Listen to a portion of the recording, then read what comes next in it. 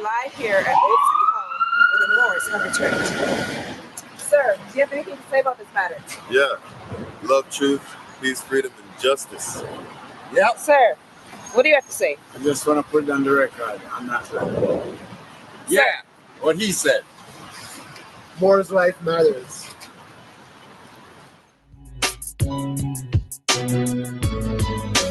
More lives matter. It seems like black lives don't matter. More lives matter. Shot in the back, running or choked out to death on the corners. Mistake this taser for his sidearm, says the coroner.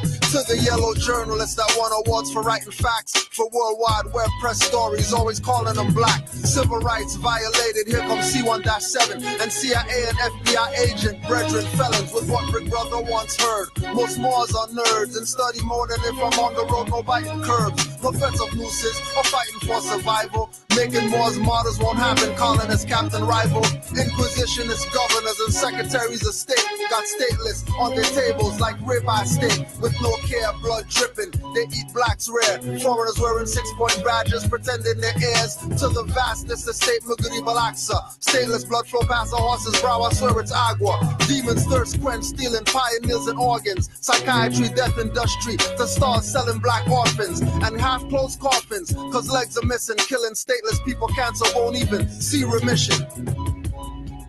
More lives matter.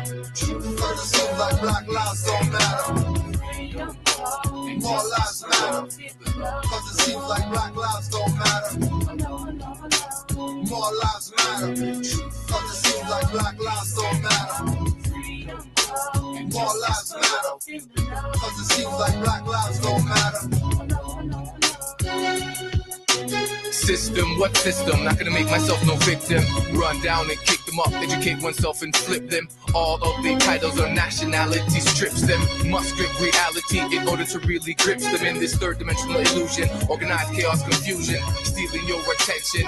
Mental intrusion, universal laws, declaration of the ancients. I self-law and master from the rooftops to the basements. Hoop deep to the spaceship, ever since all creations. Celestial foundations, ocean floor to the ranges, to the mountain tip, to the cosmic infinite. Basically, we are way above the shit. In other words, get in tune with spirit. Take a breath and accept. Mental polarity, gender, rhythm, correspondence, vibration, cause and effect.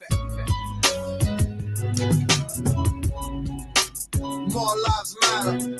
Cause it seems like black lives don't matter. More lives matter. Cause it seems like black lives don't matter. More lives matter. Cause it seems like black lives don't matter. More lives matter. Cause it seems like black lives don't matter. More lives matter cause I sing it no sound off. It gets defective when rejected, looking ass off. Get my perspective on direct it to replay. All the news that on replay until they want to cast off. Bury them, on to the next one. Enough of them are gunning down. Dudes them a cast cross. Can't believe I told you that. Can't believe a Taj Pass. Trayvon, Michael Brown died for us to find cause. The afterlife visited the class wrong. Who they really want to see with the crown on high and the garbs on free? I am free and you no business but your land or your country to seek your inalienable rights. The insatiable delight of knowing thyself and bringing all injustice to light. But the fight is your plight, make your sight for the bright. I'm the mic in the night, foresight for you to realize that, huh? More lives matter. Cause it seems like black lives don't matter. More lives matter. Cause it seems like black lives don't matter. More lives matter. Cause it seems like black lives don't matter. More lives matter. Cause it seems like black lives don't matter.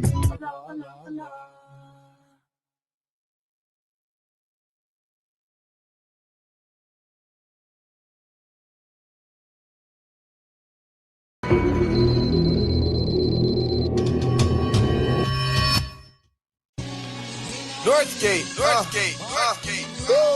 H2O flow, Sheik, Canaanland, Moorish, when these fall, Shalon Davis, salute, hot house, check it. They say they wanna learn, they only debate. Referencing the truth, trust me, they only sound great. Study nationality before you question my estate. I'm not a minority, why you so late? Majority rules, here comes the test. Fact, that's my hand in the form of a V on the chest. That's a womb that is blessed like a moon and a crest. Major forever, infinite mindset. Major from birth, that's a seed in process. I'm a Moor, that is easy to digest. Competent, never terrenilious. That is my land, never faking. Sacred traditions, petitions for what you're not Jamaican. Westmoreland to Portmore, everybody needs more. If you please more, following the apostle, we should be more. I see the unseen more, we more. More, that's more, a fact. More. Canaanland.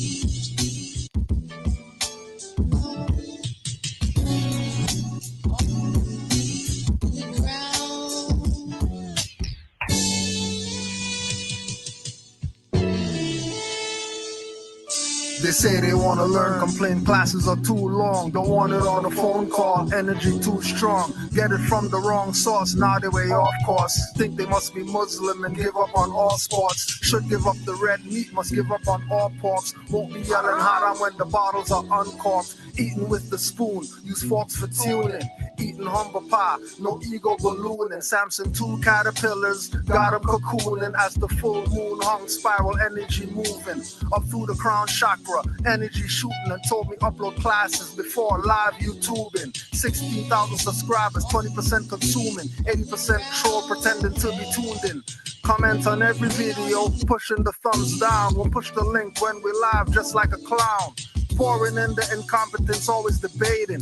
Dissing Drew Ali, but won't give their location. His image on the black banner, that's placation. Just get him out of here, Yusuf yells in frustration. We know they're playing games, we're not berating. Calling 911, scimitars penetrating. In defense of prophets and mothers abused. And newly awakened Moors, amused and confused.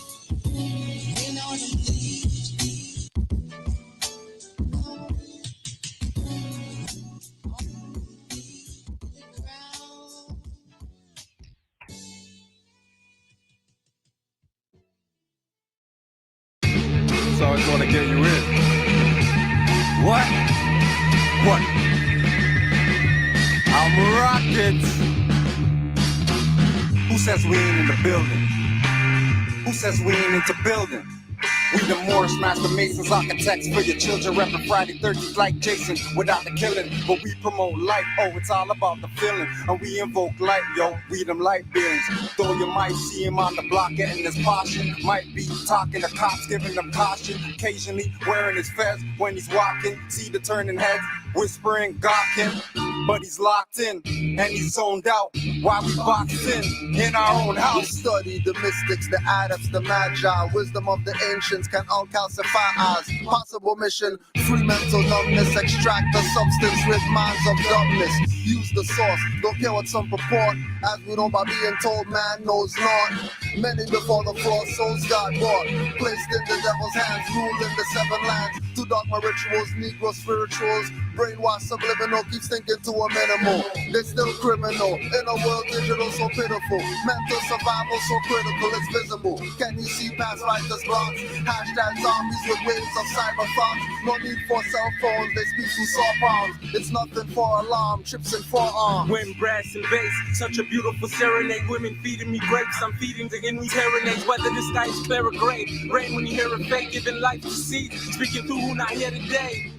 Show you the future in a glimpse. And I always look to these hoes like hallucinatory pimps. Sun walked the desert, been more ever since I found God. Look back, used to see his prince. Forget being a prince, I'm a G. OD, grown man, no jokey. Deny it, you don't know me. Don't make me tap into the old me. That's like a couple hundred years. Walk around town with a couple hundred peers and release the peace of up fears. The sun gon' shine, so what tears? This young brother here just trying to get his third eye clear. Dish deep, Moors don't sleep. Invest in your mind and body and unleash. Real life rap, spitting over tracks. Conscious thinking and living and then attack. Dish deep, Moors don't sleep. Invest in your mind and body and unleash. Yeah. Real life rap. Yeah. Spitting over tracks. Yeah. Conscious thinking and living a dead attack. So as the moon sets, the sun takes its place and spoons on blocks, inspired spots, filled spaces. Peel back, rats, who got cases. Fire stain the corridors of flemo faces. Game changers, rule benders, and no pretenders. Style lenders, channel my vibe through the fabric, optic lenses. Send a message to our veterans. Soldiers up and get it in. We on our verge, we are merged, subliminal beings. Third eye seeing, still I participate unwilling. They wanna break me, shape, bait, grade me. Rolling with my main G, double OMG. SON is crazy for a minute that you think you could take me for a fool like a native to his land, being schooled by a foreign dude. You've mistaken me, spiders on the roof, in the dark rooms. I've been saying you've mistaken me. You better move or I mark it. My weapon is my tongue, your existence to target. Revealing all lies and deceit on the market. Genocide carried out in pockets, I knock it down, bulldozer. David to Goliath, it's an exposure. Some big cats ruling and it's getting closer to your downfall. Round up all your soldiers. Little homie, I was seeking a fortune, tired of misfortune. I just wanted a portion, everything that I never had, though I needed my portion. Blowing like porcelain, haters battle as porcelain. Getting broke, tired of being broke. How we acquire hope is the DJ skillets of dope, just to keep us afloat. Mind as deep as the boat, brain is a lethal weapon. We want it to elope. When I speak, I provoke. Walk in the room with my aura feeling like heavy smoke. Feel like when the levee broke under my Louis Vuitton to semi-poke. Cause dirty cops will kill your boy, you ain't a joke. The cost of living, higher profits in private prison. These little girls are selling bodies just to pay tuition. These little niggas selling niggas just for bail condition. It's like the slavery never ended with an intermission. I wanna free the world, but I'm one man.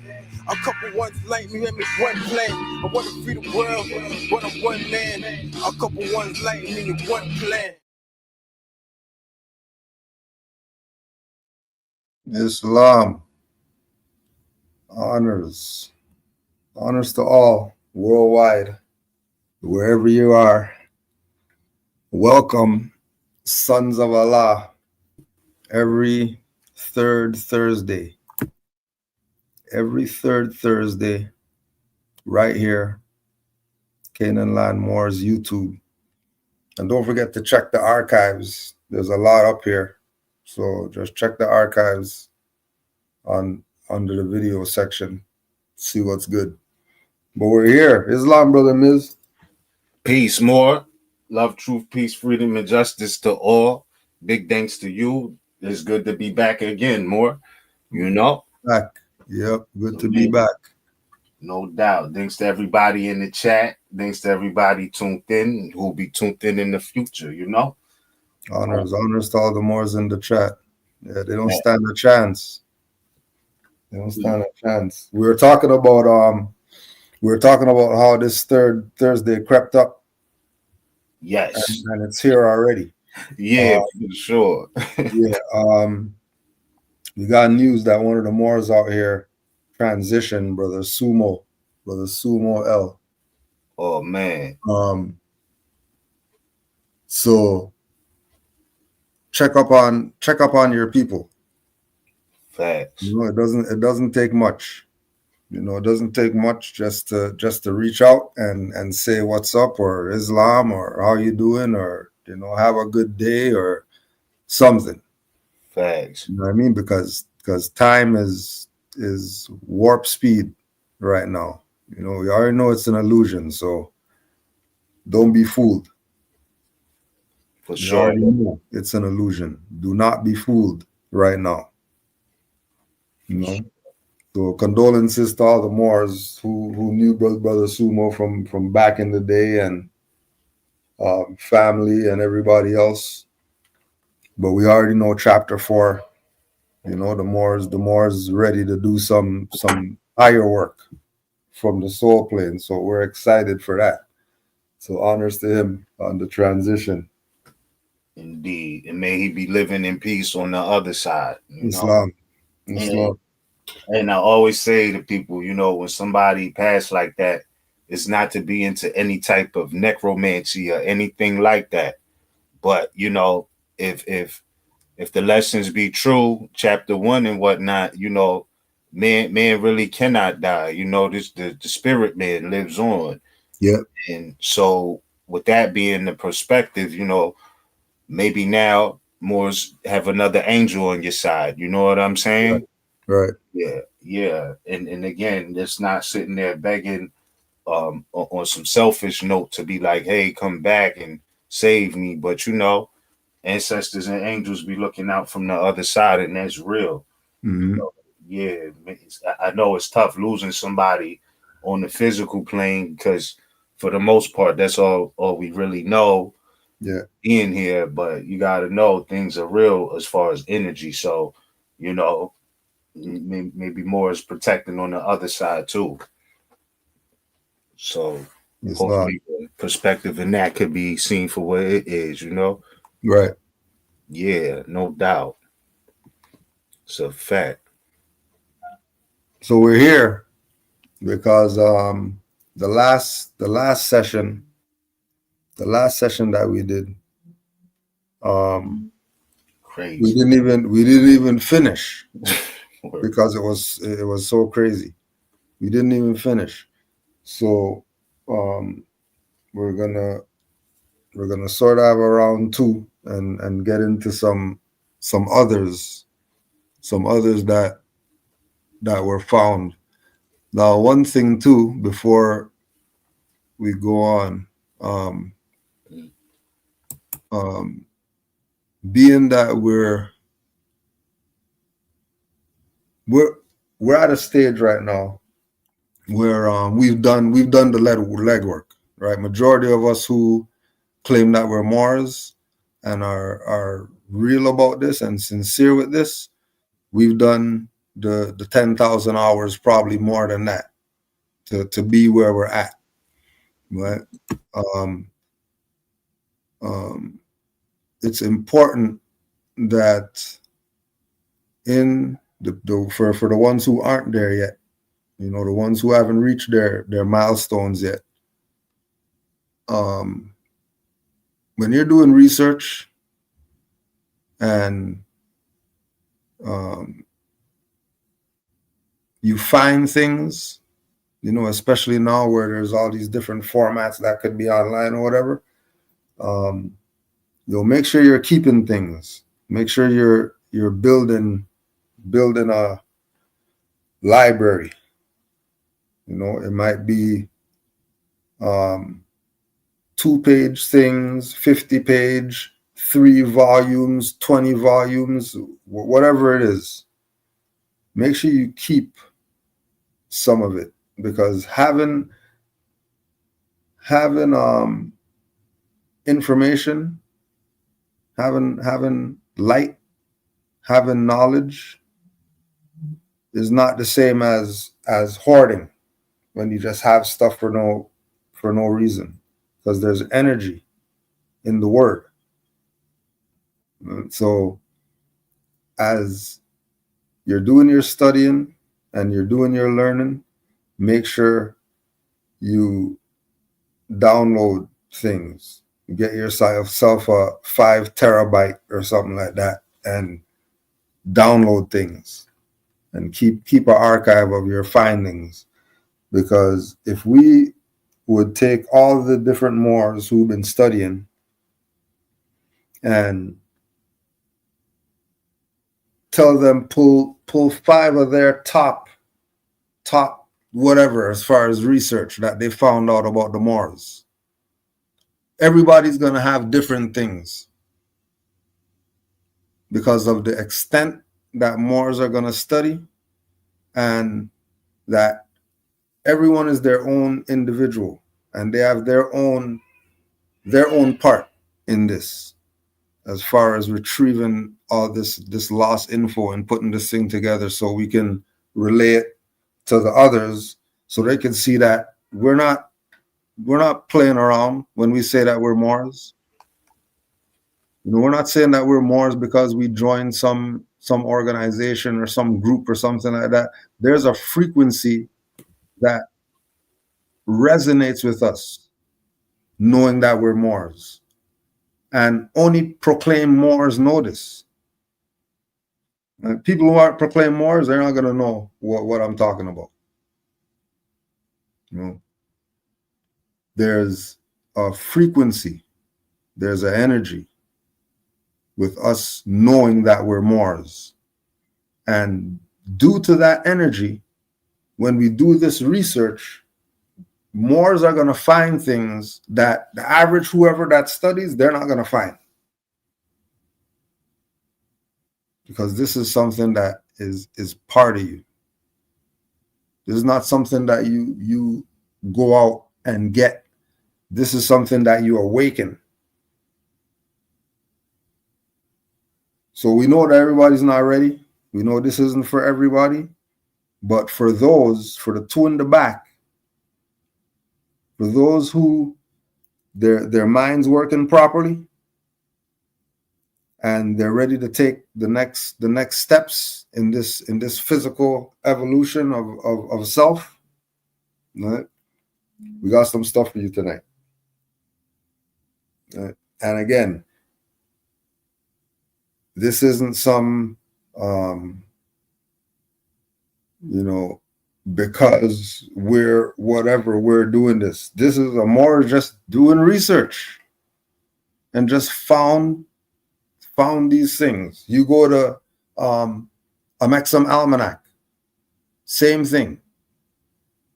Right? The frequency that you go to Amexem Almanac, YouTube, majority of stuff on there you're not finding anywhere else. You go to Asir, the Duke of Tears, the stuff that he's giving you as a reference point, you're not finding that. You're not hearing anybody talking about that. Zero people talking about it. And it's absolutely relative to our people waking up and getting back to the consciousness of knowing who it is we are as a people. And stop playing the brands and everything else. Right? But I yield the floor more. Islam. Facts, more. Let me know which one's first, and let's get it. Indeed, more facts, indeed, and you're right and exact. Everybody should be archiving the information that you come across if you can, because like we sharing this now, but also in the trust that the Moorish legacy does not get lost moving forward from a historical context. More, we could start anywhere out of any one of those three. I'm fine with it. I definitely want to get into that Moorish Empire piece. But also, I don't know. I feel like the death mask, the mask from 15,000 years ago piece is also a stage setter, if you will. And again, it's important because this is our history. This is our story. It's our legacy. And we some of the things that we didn't learn in school, it's sad how obvious it was at one point in time. Like, this was the norm. This, like, everybody knew it. Now we finding out stuff is like, damn, they really, really tried to bury it. And I don't mean to sound like, preaching to the choir or conspiracy theorists and blaming them for what we didn't learn in school. But when we come across certain things, specifically, as you said, we all proclaim to be Moors. I feel like it's certain things we need to know and be sharing, right? Like, again, everything isn't for everybody. But again, at the same time, it's like, we can't let the story skip our generation either, right? Because we just finding out, not that we didn't know, but there's certain records that are out there that we're just finding out. And it's like, yo, we need to know this, because I never heard anybody teaching on this in the Moorish movement, if you will. You know what I'm saying? So yeah, I guess we could start with the death mask piece. But I definitely want to get into the Moorish Empire piece as well. So I already have that one pulled up. I got the death mask. I got the death mask up right now. Okay, pardon me 1 second. I'm going to pull that up on my screen too, so I can read it freely too. So just give me about 1 minute. I'm going to pull that up because until right now I was thinking, let's get into the Moorish Empire piece. But we're good.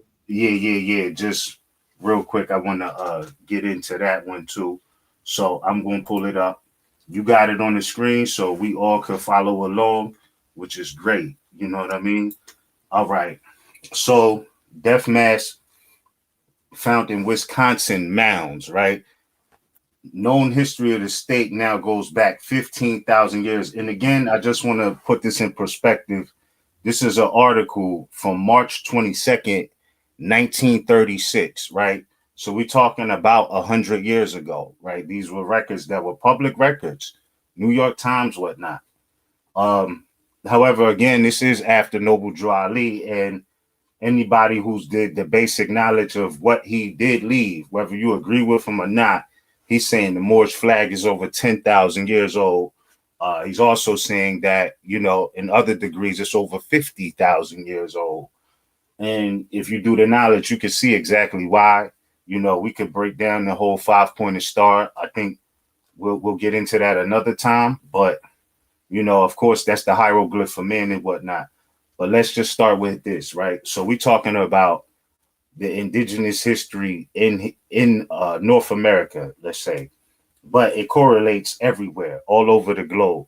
So just to warm up, let's get into it. It says Madison, Wisconsin. Known history in this state now goes back 15,000 years. I would like to emphasize this is not hate speech. This is just talking facts, right? As we know it. All right. We could say the United States was founded 1774, 1776. Cool. But even if we was to go back to when Columbus first got here, 1492, that is not 1,000 years to this very date. 1492 is not 1,000 years ago. I'm just saying, for historical context, they're saying people were here for 15,000 years. Columbus, since they came after Columbus, from Columbus up to now, still, you could count each century, each year, it does not equal 1,000. So it goes to show, like, the history here in North America dates back so extensively. It's not like this was just some virgin land with nothing going on before they came. And again, I emphasize this is not hate speech. This is a matter of fact from the records that we do have. So it says Madison, Wisconsin. Known history in this state now goes back 15,000 years, and a new record of ancient residents here is announced by Professor Ralph Linton, University of Wisconsin anthropologist, in the discovery of what are said to be the first portrait, quote unquote, death masks ever found in America. The masks were found in recently opened burial mounds in northwestern Wisconsin. The masks are said to be 3,000 to 4,000 years old. And again, just emphasizing 1492 when Columbus and them came is not 1,000 years yet. Back to the article. It says Professor Linton believes they are a record of Aborigines who came to the region from the South, right? And again, I find it interesting. They didn't say a record of Indians or even indigenous. They said a record of Aborigines who came to this region from the South, people touched with the civilization developing in Mexico. Again, this is why you got to know the true history, again, between Moors and Mexicans, right? The whole saying, from the halls of Montezuma to the shores of Tripoli, right? Like all of these things. We know the Aztecs, Mayans, etc. All of these were Moors. Montezuma was a Moor. Like, you got to correlate the history. So just breaking that down, there's a relationship there. But then, pardon me, Moor, don't want to go too off this topic.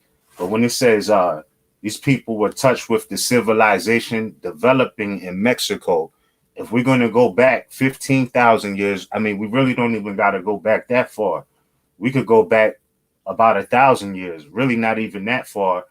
And, what you call California, Texas, Nevada, Colorado, all of this was Mexico, right? And we know that there's architecture there, Moorish history, architecture, all of that is already there too, been there. So, and they had even found they found whole cities and temples buried underground in Mexico. They said there was Aztec temples. This was like 2017. So again, in Texas, but again, all of this is Mexico in this time frame. So it says, or a Mexim, if you will. It says they were farmers and traders and knew the use of metal, probably coming here for copper.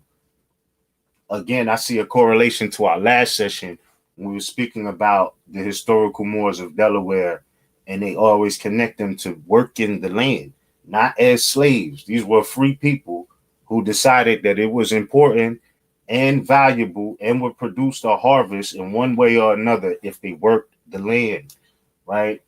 I recall my mother saying one time, on not just one time, but on several occasions, she said like she got to a point in her life where she felt like if I take care of the land or the earth will take care of me. You know what I'm saying? And I feel like that's a real thing. That's culture. That is a consistent thing, no matter where people are at, whether they in the north, south, east, west. You know what I mean? The earth will yield you something if you tend to it. So that's real. But the fact that he said he suspects they were coming here for copper, that's another point, because we know how valuable that metal is. And when I say valuable, I don't mean you're going to get $1 million if you go trade in an ounce of copper. That's not the value. You know what I'm saying? It's in building, in conducting electricity and things like that. So it's science. The value is in nature. So it says, Professor Linton says, in his report, our work has thrown much light upon the life of this ancient people, and especially upon their treatment of their dead. These were not buried at once, but were kept for years as honored members of the community. And I just want to say there again, RIP or live in peace to, you know, your peer who passed. You know what I mean? When they speak about honoring the dead. In that same vein, I just want to give another acknowledgement there. So that's a short article just establishing the fact that it's been known that the Aborigines, not Indians, they say the Aborigines were here for over 15,000 years, which to me correlates right on time with what Noble Drew Ali was saying about our flag being over 10,000 years old. You know what I mean, More? Any thoughts or correlations on that before we move on? Peace, More. Peace. I'm just going back to the people touch with the civilization developing in Mexico and the connection with our people, knowing without a shadow of a doubt that it's the Olmecs. When you're talking about ancient Mexico, that's who you're talking about. Them. And if you start talking about death mass and all that stuff, that's in all the indigenous cultures. Exactly. All the cultures. Wherever you go, they have those. It's not just some limited to over here, Wisconsin thing or something like that. It's a theme, honoring the dead. It's a theme with the indigenous cultures. Mm-hmm. What they do in ancient Egypt, didn't they have pyramids and all that stuff for the dead to be in? What are they doing that for? You know, mummifying to preserve the body. Same thing that they're talking about that these people in Wisconsin are doing. It's mummification they're talking about. Because how else are you going to keep a body like that? Be able to honor it, pull it out. To be able to pull the body out. You're going to put it in some, you have to be on some type of science to know that if we do this, have the fluid that they're going to put the wrapping in and all that, just to give honors. The morticians. Have a pyramid just to give honors to the ones that go on. It's all indigenous culture. Aborigine. Facts. Now, can I pose a question, right, or a thought-provoking thing that hit me, right? Like, okay, so in that context, let's just say you got the pyramids in what they call Egypt today, right, across the Great Atlantic, and then you got the same thing over here with mounds, and the mounds were used as burial chambers as well. There's certain, well, they call them churches, but they're actually temples. Like I've been in one in Pittsburgh. Shout out to you, thanks to you. Shout out to Amazite and all the Moors who showed up that day. But I went into one in the East Liberty section of Pittsburgh. It was like this tall. I mean, this building was huge. It took up the whole block, and it was skyscraping. It had a watchtower at the top. And as I looked at it, at first it's like, yo, that's a church. But then as I was really looking at it, I'm like, that's not a church. That's a castle. That is a castle. When I went inside, they had a cloth that had all the flags, all the nation's flags in there. Of course, the Moorish flag was on there. But then they had this other room where it was like a bunch of drawers with people, I guess they were cremated, and like they had their ashes in there and their life to death date, if you will. So the year they was born to the year that they died was all on these drawers. So when I started noticing what was going on, I'm like, okay, let me get out of this room because I don't know the energy. But I don't want to go too far off on this, but I want to say, to pose the question, when we talk about these sacred grounds like mounds, like temples, does it then make sense when they say that the ancient Moabites, Canaanites, Hamathites had to get permission from the old pharaohs of Kemet to traverse across North Africa and extending over even onto what's the present day North, South, and Central America, right?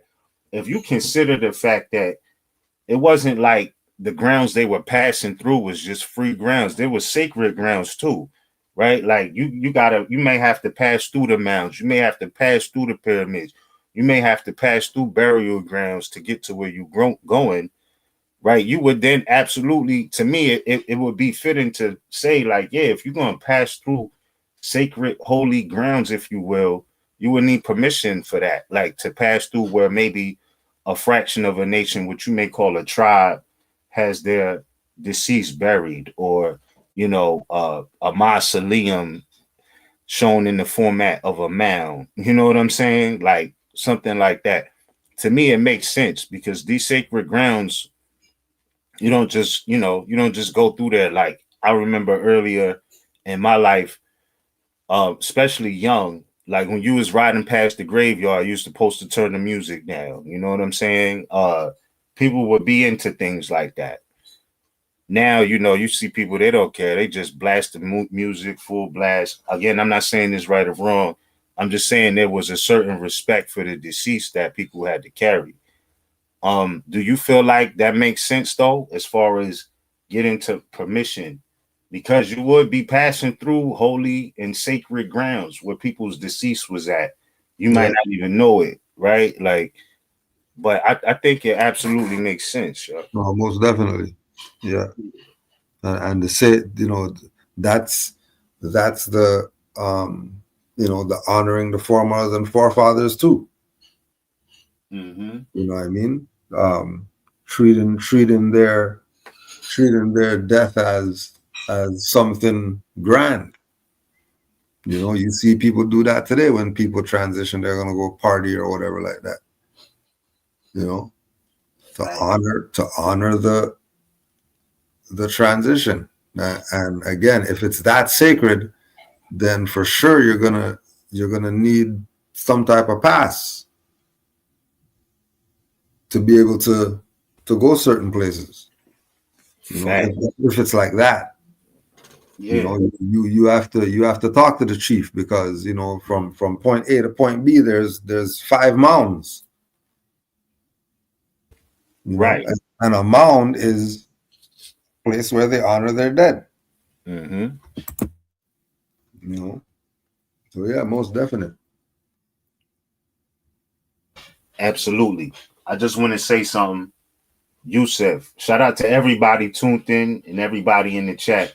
But shout out to Yusuf. He put something in the chat. He said, C. Freeman L says the pyramids were originally a Moorish science temple. I agree with that.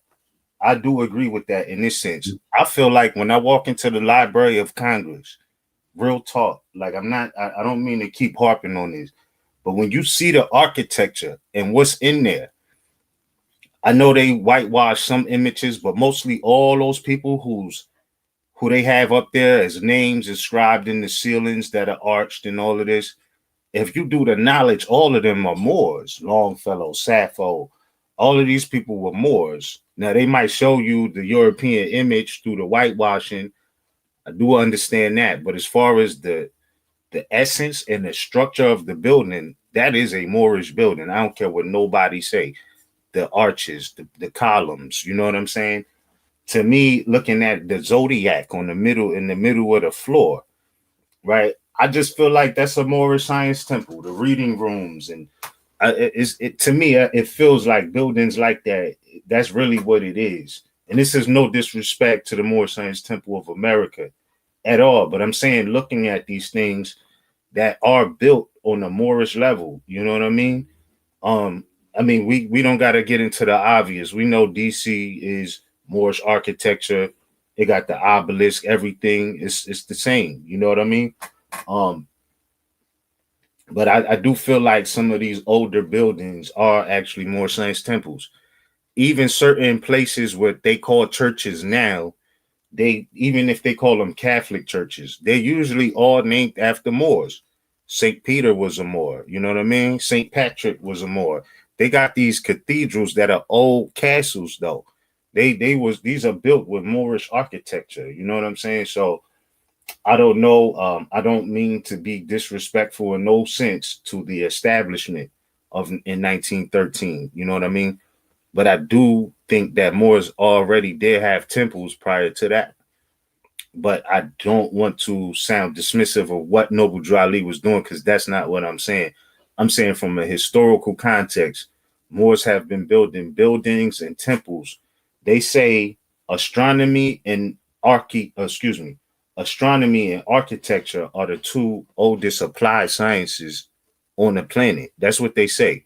Besides on a biological level, like, of course, you know, women giving birth and bringing in human beings, that's an ancient science, right? But as far as applied science in this world, the curiosity of what's above and beyond, right? That would be astrology or astronomy. Of course, the earliest people were intrigued by that and curious about it. So it makes sense that from time immemorial, people would be into that. Like, what is that up there, right?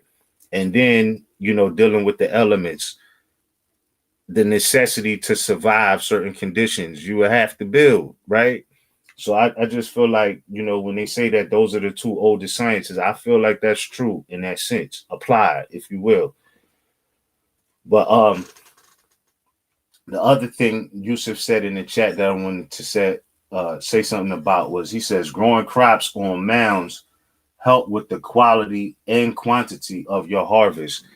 And in today's world, if somebody passes, you got the option to to make a tree out of them. Like, they could be buried underneath a tree. In a sense, what I mean by that is they bury them in the ground, raw, no casket, but then they plant a tree on top of them so that they become fertilizer for a tree. So I just wanted to highlight that too, about that topic and that conversation. So again, I think that's a good reason to keep yourself pure if that's how you decide to go back to the essence. You know what I'm saying? Some people want to get put in the box. Some people want to be cremated.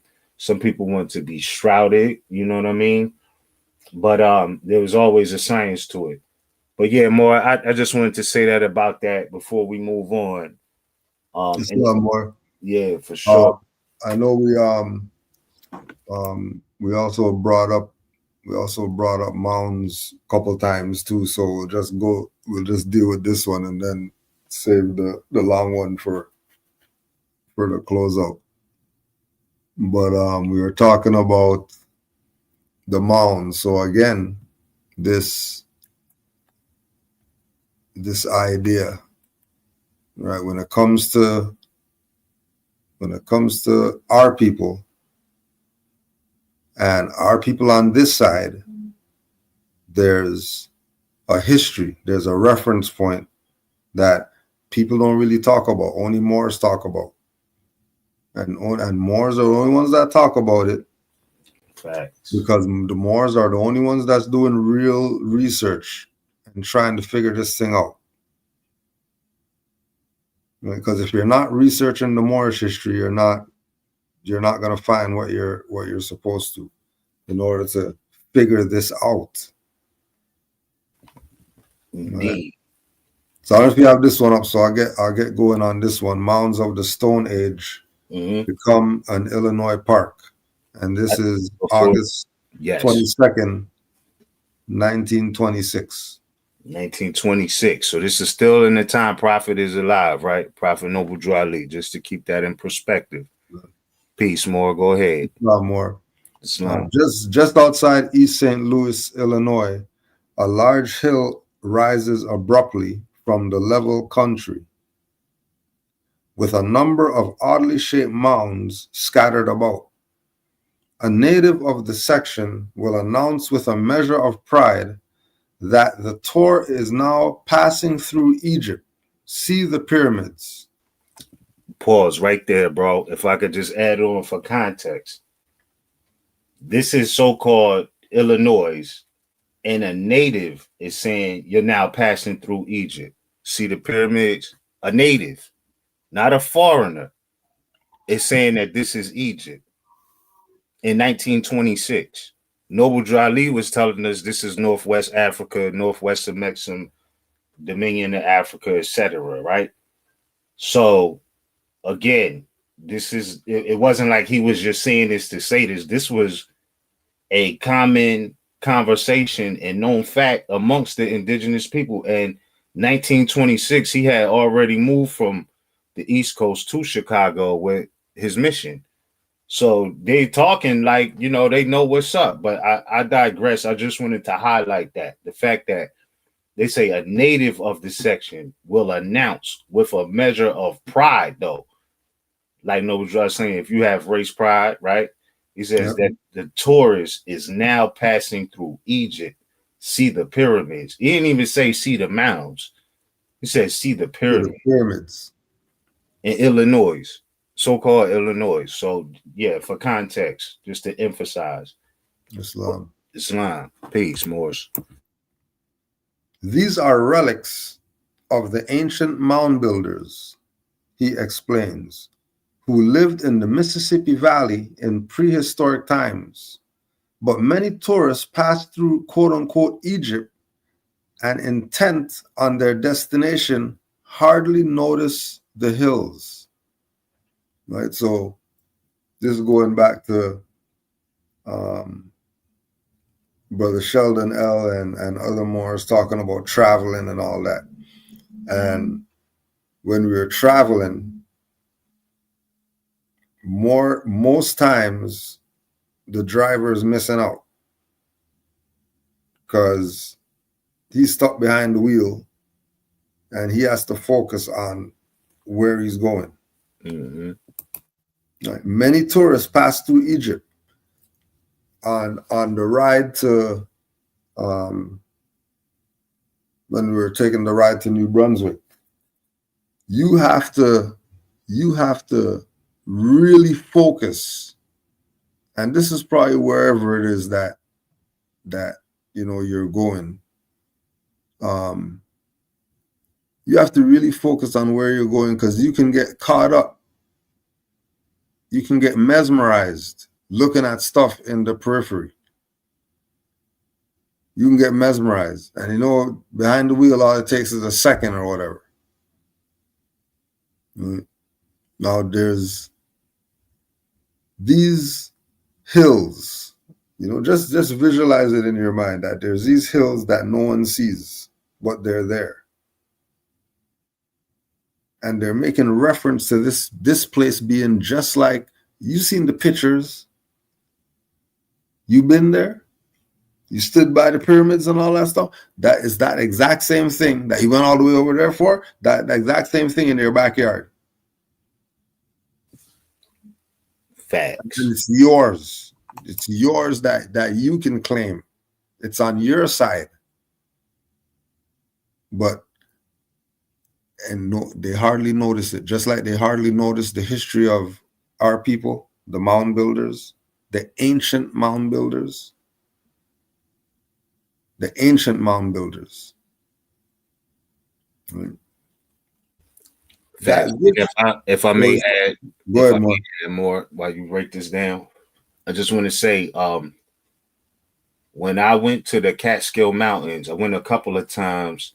The first time I went was at night, so I absolutely played myself because I missed the beauty of seeing the scenery because it was so dark up there, like no street lights. But when the daylight hit and I was really able to see the scenery, bro, there was certain things where okay, those were not man-made, and then there were certain things that were so symmetrical. You're like, man-made that. That's not those rocks are a foundation to a temple or something. That's not just a regular mountain. Those it's too precise. Like, I'm not saying Allah's design can't be precise, but I'm telling you, there's certain at the foot of some of these hills, the square, the stones, they was just too smooth to not have been laid by design, intentional. And I'm like, I think those are temples or pyramids. Like, I literally, even on the way to Pittsburgh, in some mountainous regions, you could say the same thing. So I just want to say that it may be in more places than people even expect, because again, like you said, you on the road, you focus on the road, but you're not paying attention to your surroundings. You know what I mean? Because you got to focus on the road. But when you're able to just look freely, you see more. You get to see a different perspective. So I just wanted to add that in conjunction with what you were saying about, sometimes the navigator isn't really getting to take it all in. You know what I mean? So pause. Peace, Moors. Peace, Moor. Islam. For sure. That this shall no longer be the case. The state has acquired the largest of the earthworks and 9 others around it, and has set them apart as Monk's Mound State Park. Monk's Mound State Park. Driveways will be constructed to entice the tourists to a closer view, and a camp will be established to hold him there. Thus, the monuments of a little-known civilization of the past will enter competition for attention with the established sites, quote-unquote sites, of America. This group of artificial hills is known as Cahokia Mounds, so called after the Indians who last lived there. But the largest of them, Monk's Mound, got its name from a different source. More than 100 years ago, a number of monks from the Trappist order established themselves on top of the elevation and tried to found a permanent colony there. They went so far as to erect a monastic building on the summit. But after a few years, many of them died and others returned to France. Now and again, the state acquiring these largest earthworks and 9 others and creating this, another site of America, right? Like how they do the parks and whatever else. These people ended up going back to wherever they came from anyways. Mm-hmm. They ended up giving it up anyways. Facts. Because that's not the purpose that it's supposed to serve. So it's, it's like faith without works is dead. Yeah. Thinking that, oh yeah, we're just gonna do this on this thing, and it's not gonna work out. Right. Larger than the pyramids, Monk's Mound covers about 16 acres, more ground than does the Great Pyramid of Cheops in Egypt, and it rises more than 100 feet above the surrounding fields. 1 billion cubic yards of earth went into its making. It is estimated, and the labor of 2,500 men working every day for at least 2 years. It seems incredible to the layman that this great pile of earth was deposited there by the hand of man. Nature has so appropriated it to herself. Trees of considerable size are firmly rooted in its soil, and an orchard spread over the slope near the base. The close observer, however, will detect marks of artificiality. Nature and the elements have not altogether obliterated the traces of the 4 receding terraces that were its original structure. The straight sides that the mound presented centuries ago are still seen in the north, east, and south, though the west side is serrated with ravines and ruts. When this great earthine monument arose there, and what sort of people put up are questions the archaeologists still argue. While men on first coming to the valley found the mounds there, but the Indians of the country could then tell nothing of their origin, nor of the people who built them. And at the same time, the native, though, is telling you you're passing through Egypt. So why is it that the so-called Indian knew nothing about these works or who built them, but the so-called native is telling you that you're passing through Egypt? See the pyramids? Like, that says a lot, because I'm saying I don't hate anybody, but I do know there is a name game that has been played since 1400s, 1516s, legalized in the 1700s, because legal doesn't mean right? So when they started calling us Negro, black, color, right? This is legal, but it's not lawful. That's not who we are, right? It was a paperwork game. Like, it was bureaucratic slavery, if you will. It's paper slavery, right? They say people were paper terrorists. They're paper slavers, right? But at the same time, the so-called Indian, who's supposed to be indigenous and native to America, can't tell you anything about these earthenworks that were built in this region that they say they Indian and indigenous to. But the native knew that this is Egypt. You're passing through Egypt. Do you see the pyramids? In Illinois, though. Meanwhile, these Indians can't tell you nothing about who built them and how they got there.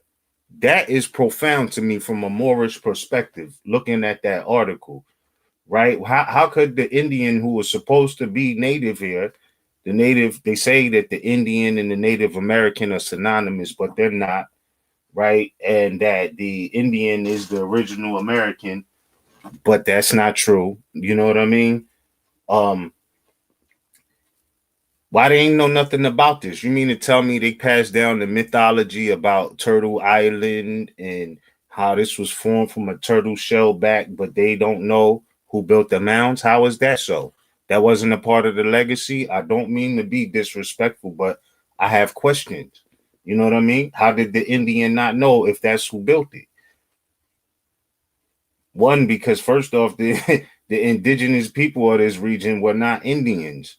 Right? Again, let's keep in mind, this thing goes back to 15,000 years ago when we was talking about the mounds in Wisconsin. This is a culture, right? Because you could find it through different regions in America, right? So there had to be the similarity. Matter of fact, you could find it all over the planet.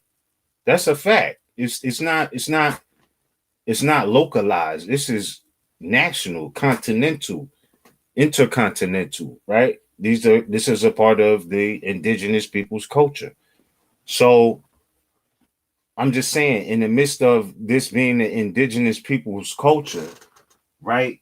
How did this miss the Indians if they're supposed to be the natives and Aboriginal and indigenous, but they could tell you nothing about who built the mounds, when they were built, or the people that built them? They knew nothing. How is that so? I just have questions on that. But they're supposed to be the first people, though. Right. They're the That's what first they people. say. The Indians are the first people, but they don't know who built it because they can't say that it's them. Right. Right. None of the whoever's that are claiming to be Indians can't make any claim on the things that aren't Indian that's been there for 50,000 years. Facts. Major. Right. So it's not you know, like you're saying, you know, if you want to be Indian, no problem. You know, we're not going to be rude. Fine, if you want to be Indian, but just know you have nothing to do with the founding of civilization over here. That part. Even when we talk to when we talk to Phil Pasquini, who wrote the Domes, Arches, and Minarets book, and he's talking about over here, and we're asking him, yo, in your research, were there any Indians? Did Indians come up in your research that built anything around here having to do with arches and minarets? No. Zero. Facts. Indians never came up in his research. Mound builders came up more than Indians came up, and Indian never came up. Mound builders always came up. And that's a scholar researching. You have anything else more? We're carrying on. Nah, we could carry on. I think that's good food for thought, though. Like, how is it that the Indians, if they're the so-called natives of the land, and they were the mound builders, and how they don't know their legacy? Yeah. How they don't know who built the mounds or when they were built? They knew nothing of their origin, is what they said.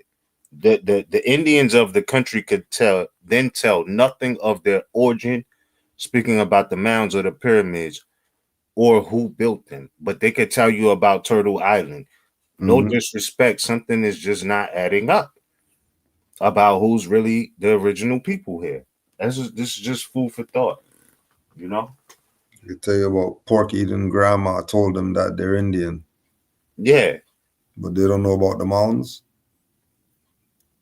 Yeah. Or they know about the mounds, but they have no connection to it. Oh yeah, Right. we know about those. That's that part. Like some today will be like, yeah, I'm Indian, I know about the mounds, but nah, they didn't know about they didn't know who built them and when, or the people that built them. That says a lot.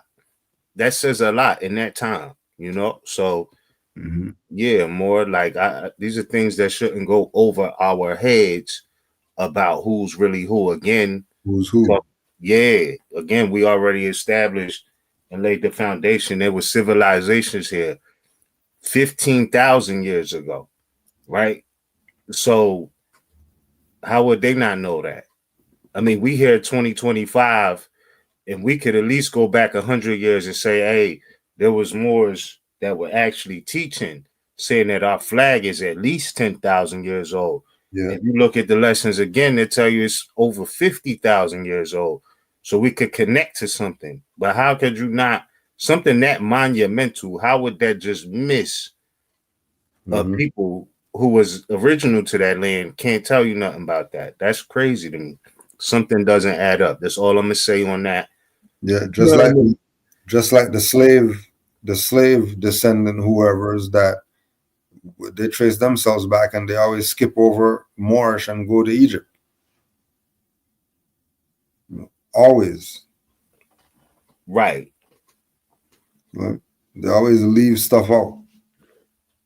always. And the pieces that they're leaving out is Moors. Are That's why when we find out, we have an obligation to at least let other Moors know. We know what the rest of the world is, the propaganda. You got the SPLC, all these people, they want to spin narratives about who we are, all of that. Okay. But we at least got to let each other know what's really good when it comes to our ancient, honoring our ancient mothers and fathers, right? And that our story don't get lost moving forward. Because like you said, your brother tapped out, he checked out the other day. You know what I'm saying? I don't know when he passed, but that could be anybody, any day.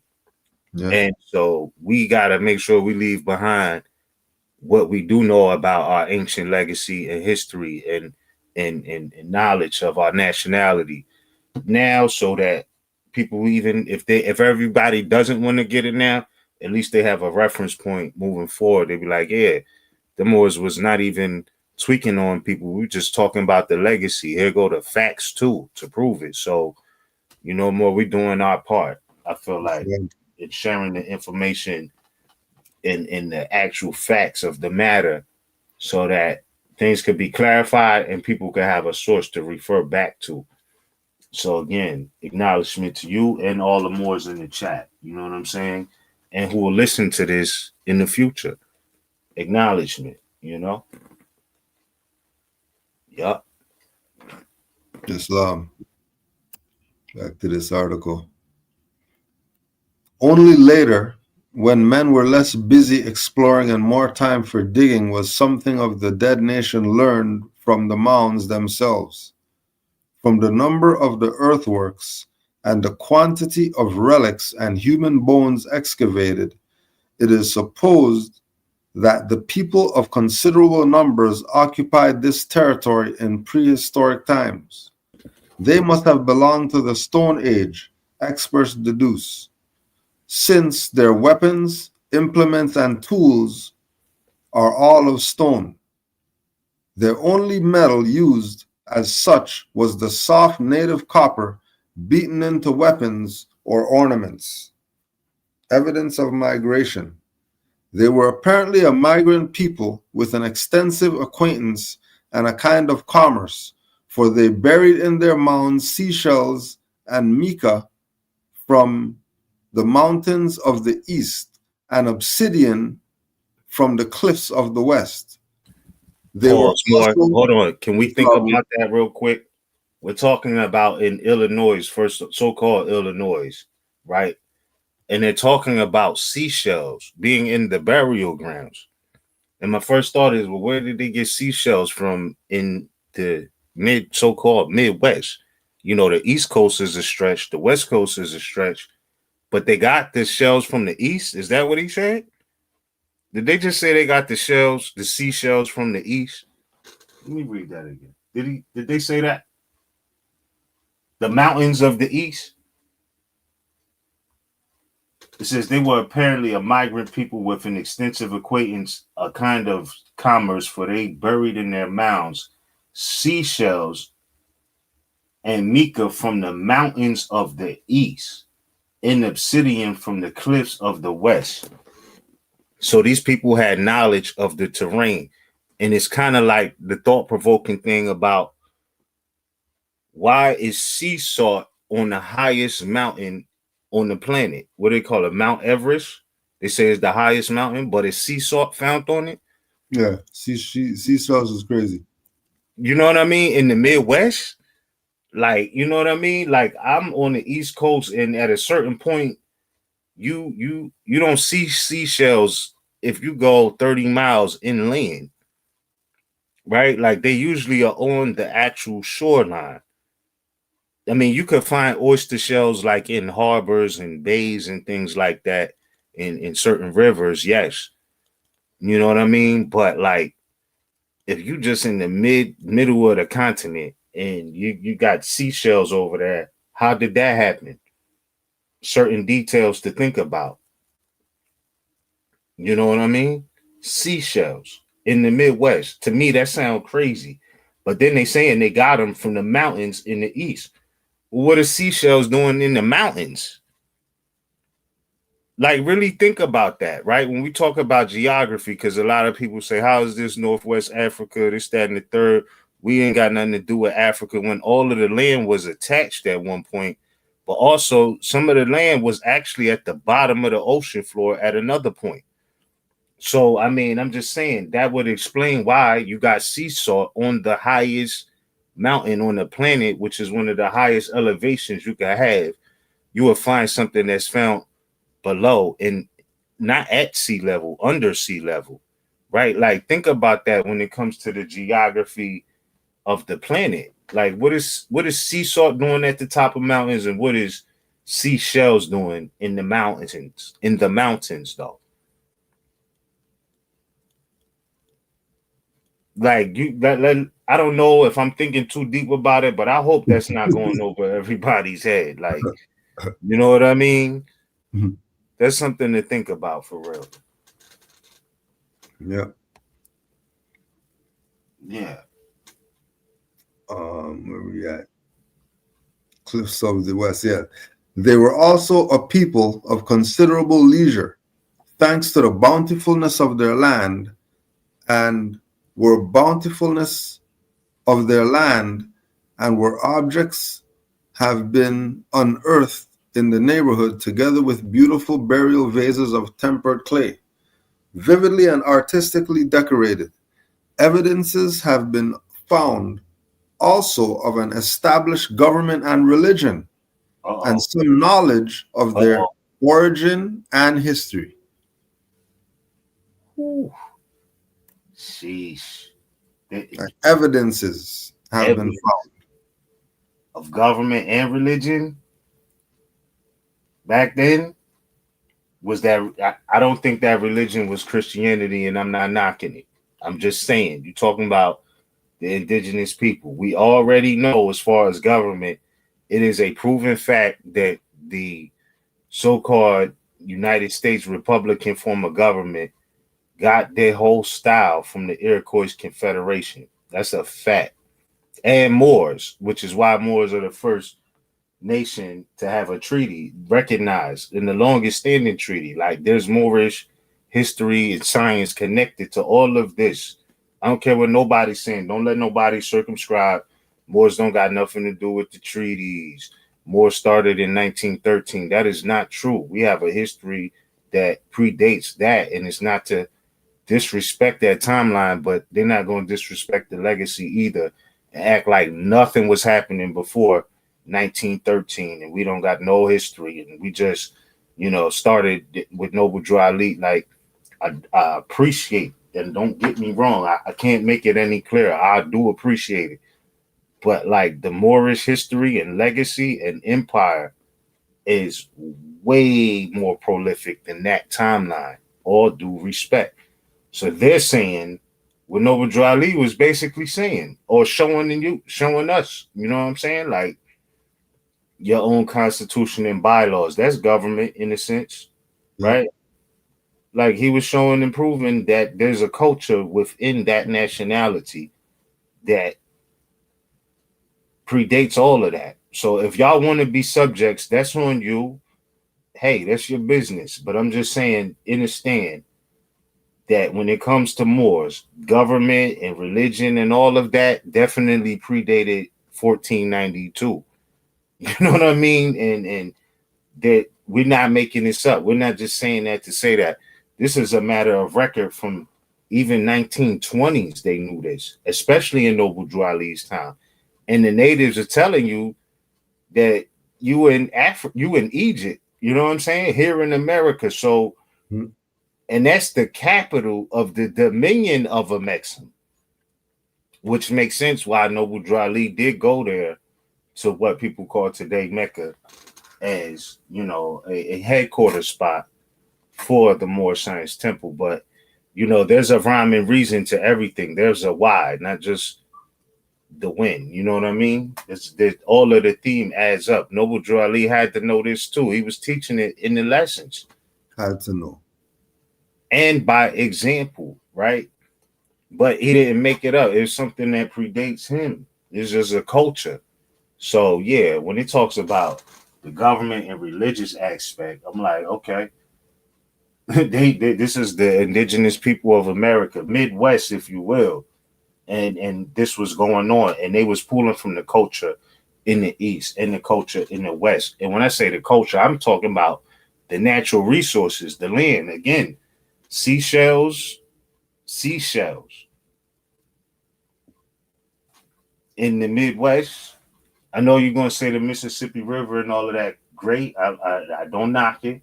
I can understand there's that's the actual Nile.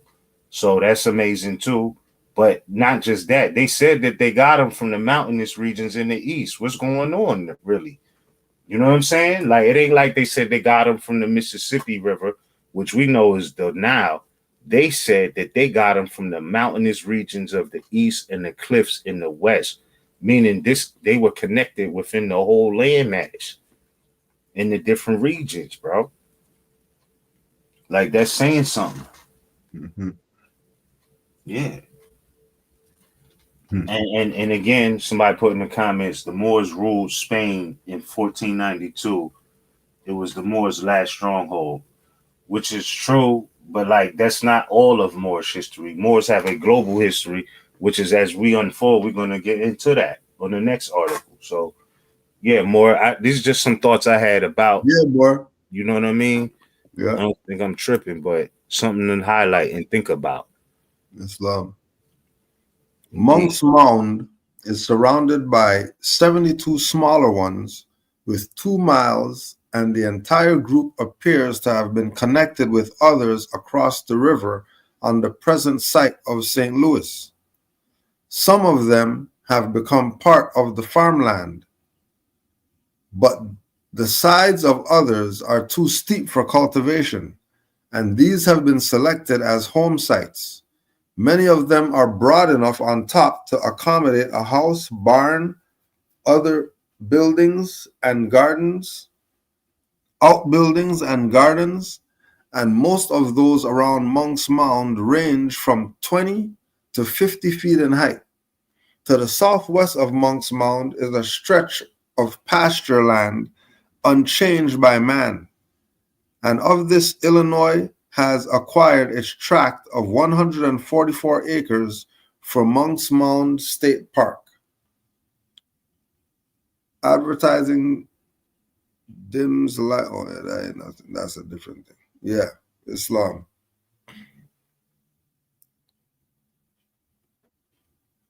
And so the mounds of Stonehenge. And again, keep in mind, as soon as they start talking about mounds and all that, they're talking about the Olmec culture. Mm-hmm. And once they're talking about the Olmec culture, they're talking about that Mesoamerican empire that influenced everything going on over here. And everybody knows that it was these mound builders that everybody got their stuff from. Right? We're the foundation. And more, I just want to highlight too, I am not one to advocate for lodge initiated masonry. I don't knock nobody on this planet. But what I'm saying is the true science of that is masonry. So don't tell me we build mounds, pyramids, homes, houses, burial grounds, but we didn't have nothing to do with the actual science of operative masonry. Because if you study even the speculative masonry, because I just want to say this again, I'm not telling nobody to go petition no lodge for no acceptance. If you do that, that's on you. But what I will say is the actual history of it. They got their style from those who were actually building things, which is why they use these building tools, the compass, the square, the act, all of these things, right? We have records and monuments to show that the indigenous people were actually the ones building.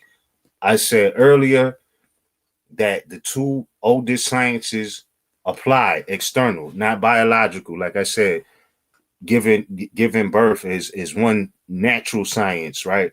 But I'm talking about astronomy and architecture are listed as the 2 oldest sciences apply on the planet, right? The curiosity of the the outer worldly, and then building on this planet too, not just being stuck on curious of what's out there, but knowing that being here on this earth, we're a part of what's out there. So as above, so below, right? But what I'm saying is, if you're telling me we build pyramids, or pyramids were built and mounds were built, and these things were so perfectly symmetrical and useful, and you know what I mean, they had to use stones and bricks and mortar and all of these things, earthen works. That science is actual factual masonry. Like, it's not the other way around. So while some people go to the lodge and all of that, that's their business. But the fact is that the science they practicing in there is Moorish science. I don't care what nobody talking about. It is what it is, fam. Like, it is what it is. So again, that is the Masonic secret, is that it's more science. That's a fact. I don't care what nobody say. We got the facts, and that's the truth. And I stand on that.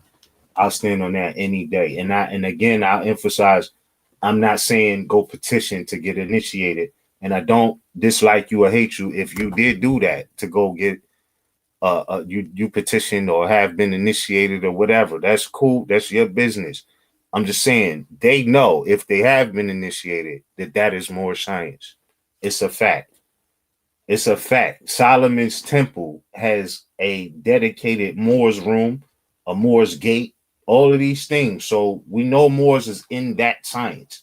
So when we talking legacy Moors, like the Moorish legacy, the Moorish story, the Moorish heritage, the Moorish history, yes, it is in masonry. Excuse me, free and accepted masonry. Because you got Freemasons, then you got free and accepted Masons. I don't mean to go off, but this is relative though, because the science of building is called masonry. Like, stop playing. Like, fam, like, if we build mounds and pyramids, that's masonry. The Prince Hall Lodge whole thing was that, yo, we didn't need a charter from England to be acknowledged as Masons. That's what that was their whole fight. Like, and people miss that. Like, that if you're going to talk those degrees of building, pardon me, it's just coming back to me as we're speaking about these things, that their whole position was the Europeans wasn't acknowledging them because they didn't have a charter from England.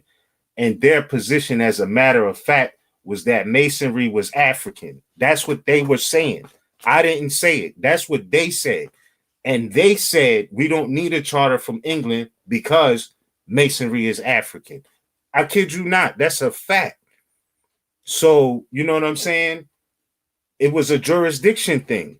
You know what I mean? And they like, this is our birthright. We don't need permission from England to operate our birthright. That was literally their argument.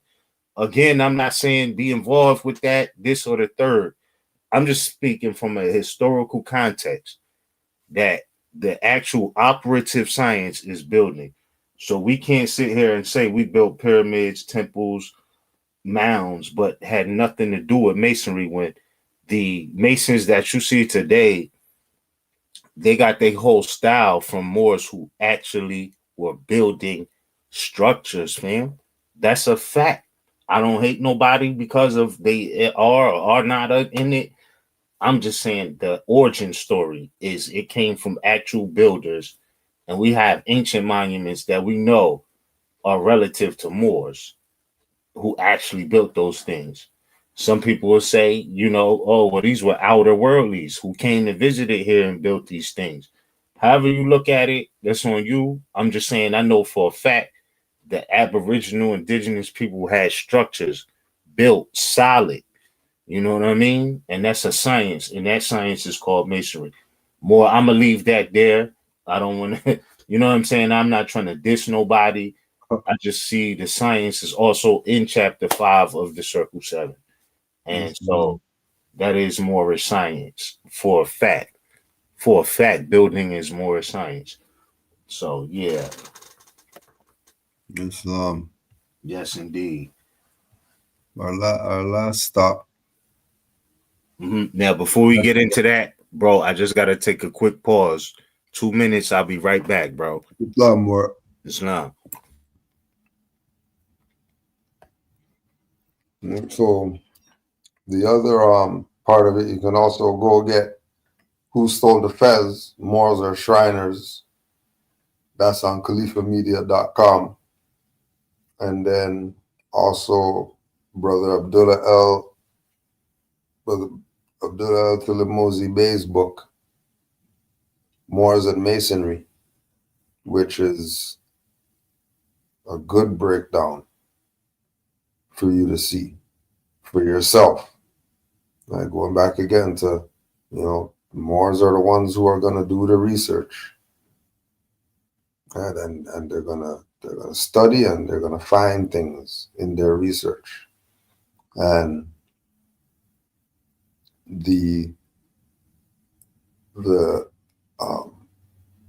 comparisons that were always being made between Moors and Masons is why the Who Stole the Fez book. Because every time I would have the Fez on, first thing they're talking about is, am I a Mason? Right? As if, the foundation is more science. So I had about there was probably three encounters with the Fez that led to Masonry. That I was like, yeah, I have to do something. I have to put something out just to change this idea. And there was that was one of the books that made it to one of those prisons. I can't remember where. One of those prisons. And they wanted to get, books sent. Who Stole the Fez? And then when you look at Abdullah Bey's book, and then you do your research from that perspective, and you see how everything that they have really came from the Moors, just same way that they were pushing Plato and Socrates and all that as the founders of something, and then you do your research. Hold on a second, these people learned from the Moors. Peace, Moor. And actually, they were Moors. Yeah. That's the other thing. Plato, Socrates, they were Moors. Moabites, if you go back, they were really called, they were called in some, in some historical references as Phoenicians. Socrates was a Moor. Mm-hmm. Plato was a Moor. All of these people were Moors. Like they played us with them, just like they played us about Yahshua being some European. Like that it's a real thing. You know what I mean? So again, more like all of that is our stuff, bro. And that is the so-called secret. But we start talking about Socrates and Plato, and people are like, man, I don't want to hear that. It ain't got nothing to do with me. I've had a Moor tell me I don't want to read Ancient and Modern Britons because I don't got nothing to do with Britain. Ignorance of judging the book by its cover, right? Like this is where we at. Some people are at, you know what I mean? So yeah, like when you really get into it, and again, I think that's why the prophet was saying get a good European education, as certain elders have said before. Like the reason why is because if you get a good European education, you're gonna find out that that's Moorish history. That's really what it is. That's really what it is. Like, how is it that Cadmus was a Moabite, right? And in other records, he's referred to as a Phoenician, right? But as he is a Moabite, Phoenician is still proper because Phoenician is what? The phonetics, the phonics. Remember back in the day, they had the program Hooked on Phonics and all of that? That come from the Phoenicians too. We're talking about language and orators. But they say the Phoenicians brought in all of the Greek letters into Greece. because more civilized the Greeks. So when they talk about, well, yeah, Moor is a Greek word, why wouldn't it be? Like Greek is a Moorish language. Why wouldn't it be recognized in that language? It's recognized in many languages: English, Greek, Arabic. You know what I'm saying? French. Like it's the only appellation referring to our people that you could take into just about any language, and it still translates as the same word. Like if I took the word black into Spanish, it becomes a whole nother phonetic sound, but with the same meaning. So if I wanted to say black in Spanish, it's then going to become Negro, right? So the beginning letters aren't even the same. But if I wanted to take more from English into Spanish, you go from Moor to Moreno. If I wanted to take it into Greek, it's going to be Moros. If I wanted to take it into Latin, again, Moreno. The Philippines is Moro. Like Moor doesn't, the root doesn't change no matter what language you take it into. So how can we let this skip past us, especially if we claiming that the word is God, right? How can we not be in tune with the word if it is God? We got to know these things. Pardon me more. I don't want to get too, quote unquote religious, but some things to think about, right? Islam. So yeah, more. Let's get to it. Yeah, my fault. I didn't want to cut your wisdom in no sense, more, but No, you're good, more. You're all good. right. So you can carry on. Indeed. So I'm going to pull this up as well on my screen. So we at the Moorish Empire. You want to get into this article now? Yeah. All right, bet that. So the Moorish Empire, again, this is an article from the New York Times. The date on it is at the bottom, and it's from September 10th, 1904, right? So again, to give context, the history about Moors, the Moorish legacy, and I'm not trying to be disrespectful, but I'm trying to put it in context. Like, we are a people that did exist before the Moorish Science Temple of America, and that's no shade. Noble Drew Ali was even saying it. There's no one who could change man from his descent nature unless his power extends beyond the great universal God Allah. You know what I'm saying? And so, with that being said, we have a history, and it as a people, no matter what organization you belong to. But what I found interesting about this article is it says the Moorish Empire, the influence of its science, literature, and art upon the present age. That's the heading of the article. Now, this is also a book. It's speaking about the Moorish history, but it's a mention of the history of the Moorish Empire in Europe by S.P. Scott.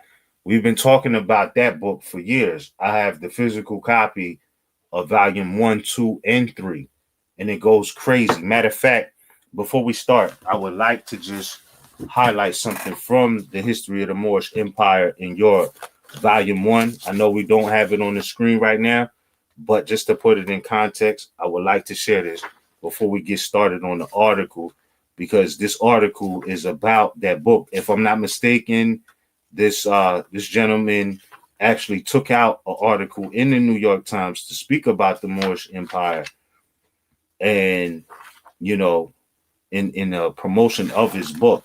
So I just wanted to take a highlight before we go in on this article, where the book History of the Moorish Empire in Europe, and please pay attention, I didn't say the history of the Moors in Spain, right? The history of the Moorish Empire in Europe. And he put this out in 1904. Again, this is an excerpt from the bottom of page 12. He says, the inflexibility of national peculiarities becomes invaluable in tracing the causes of the decay and disruption of the great Muslim empires, plural, let me just say that, which subsequently dominated so large a portion of the globe. The ethnography of a people who have stamped their characteristics deeply upon succeeding ages, whose customs, laws, and languages have to a certain degree survived their dominion. The analogy between the religious dogmas which they profess and those which have supplanted them, the play of passions, destructive or beneficent, exhibited by those rulers whom hereditary descent or the accident of fortune raised the supreme authority. The development of the transplanted race is precocious maturity, the lasting effects of its intellectual supremacy, and its slow but inevitable decline are circumstances well deserving the attentive scrutiny of the philosophical historian. So before we read the article, I just wanted to read that excerpt from page 12 of the book, though, of the Moorish history of the Moorish Empire in Europe, page 12 going to page 13. So I just wanted to get that out the way in honors of what the aspect of the person who they're talking about in this article as SP Scott actually put out in tangible form, but also this article. So let's get to it. Okay, so again, it says the Moorish Empire. Again, this is September 10th, 1904, before the Moorish Science Temple of America was established, all due respect. It says the influence of its science, literature, and art upon the present age, talking about the Moorish Empire. It says the object of this history is to depict the civilization of the Moors, the race whose achievements in science, literature, and the arts Mr. Scott confidently asserts have been the inspiration of the present age. We think it cannot be questioned that an authoritative account was required of the strange civilization which, beginning in the 7th century, revolutionized Arabia and sped forward in resistless splendor across the Mediterranean to Spain. So again, people say, well, the Moors ruled Spain. No, that was like the back end of what Moors was doing, right? Like Moors was doing something before, they started to civilize Spain, right? So the thought was in the mind first. What was they doing when they was thinking about starting to civilize Spain? Because they already existed, right? That it had to be an idea that was, agreed upon as a collective to say, hey, this is a place we're going to establish the world's finest schools, the world's finest hospitals at that era of time, right? No different than you get a board of corporate people and they say, hey, we're going to pick this location to establish a supermarket or to establish a mall or to establish a McDonald's or a Burger King because the location is just right, right? So that they already had the thought before the manifestation. So if they talk in 7th century, you got to think they may have been planning this centuries before that. You know what I'm saying? Before they started making it manifest. So I just want to keep that aspect in mind too, that I don't think they just woke up one night like, yo, we're going to go do this. I think it was a well-plotted plan because of the I don't want to even say supremacy, but like the elite level of institutions that they established for the world, though. It was the Mecca for learning, you know what I mean? Doctors and hospitals, like this was a Mecca of an institution of learning. But I digress. It says, again, the so-called Arabia has sped forth in resistless splendor across the Mediterranean to Spain. It is true that Irving and Prescott have added not a little in its later history. And when they talk about Irving, I know they're talking about Washington Irving, who has a book called The Alhambra, but I'll digress. I'm just saying, I believe Prescott might have been the publisher of that book, but do your knowledge, do your research. But it says, resuming, it says, and it might seem a task of supererogation to again traverse their territory. But to be complete, the final episode in the fall of the empire cannot be omitted, nor can one regret the rapid and brilliant marshaling of its facts now set forth at the completion of 20 years attentive labor with regard to historical accuracy. Evidence from the chronicles of Polgar and Bernaldez, eyewitnesses, will not sustain the lamentable scholarship of the pioneer writers of Moorish history, one of whom must have lacked even a familiar knowledge of the Castilian tongue, right? So even if people didn't speak Spanish, they're still speaking about this. It says, in these volumes, History of the Moorish Empire, Volume 1, 2, and 3, right? In these volumes, the learning of the late Ardozi of Al-Makari, Romi, Rasul St. Hilaire, Laban, Sidalat, Kasiri, and the lore of the original Arabic and Spanish chronicles have been conjured with in a style to again evoke Aladdin-like the vision of the genius of Islam, the subtle spirit which issuing from the barbarous vessel in the east, astonished with a century of Arabian nights, achievements, the ancient states of Babylon, Memphis, Athens, and Carthage, and planted its palaces in Spain. But I just want to emphasize the fact that it says, in the lore of the original Arabic and Spanish chronicles, because I don't even when we look at what they call Arabia today, they call it Saudi Arabia, right? But I think that didn't happen. It wasn't renamed Saudi Arabia until the 1930s when Ibn Saud took it back. And again, for all the Moors out there, if you have your Circle 7 on the inside cover, the very first page, like you see the Circle 7, and then you see the picture of Noble Dra Ali, but right behind him you see the Sultan Ibn Saud. He is who Saudi Arabia was named after, right? But it was called Arabia before that. And I see again on the emphasis of the original Arabic and Spanish, the fact that they emphasize original, because today you have certain Moors who are like, yo, I'm not following no pale skin Arabs religion. I don't need to read this the Holy Quran in Mecca. I'm not telling nobody what to do at all. But I am saying that when they talk about the original Arabics, please know that they were not so-called pale skin. And even if it was, there's no reason to hate nobody. But just know that the original Arabic, the original so-called Arabians were Moors or Muslims, if you will.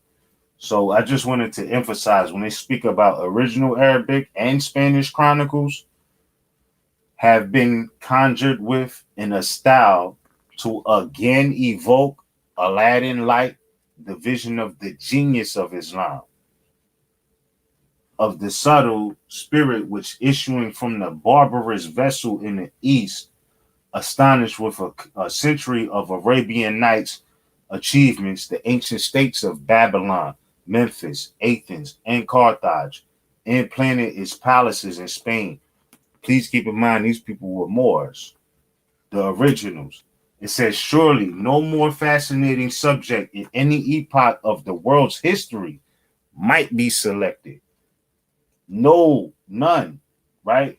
No more fascinating subject in any epoch of the world's history might be selected. It's the Moorish history. This is what it is. It says Mr. Scott is authority for the statement that as the empire was reared by arms alone, the career of the so-called Arab was too rapid to be permanent. You know what I'm saying? And I think that statement says a lot too. You know what I mean? Like, you know what I mean? They say success comes over time. You know what I mean? Things that happen so fast are not meant to be forever because it's happening too fast. So when it says the career of the Arab was too rapid to be permanent. You know what I mean? Again, rising and falling, consistency throughout, you know, a duration of time to be built for perpetuity, right? So again, it says, going back to the article, it says the same causes which facilitated the foundation and advancement of his power and culture were active during their decline and contributed to their ultimate destruction. He says these causes were, of course, evident in the passions and inherited martial traits of the Arabs' character.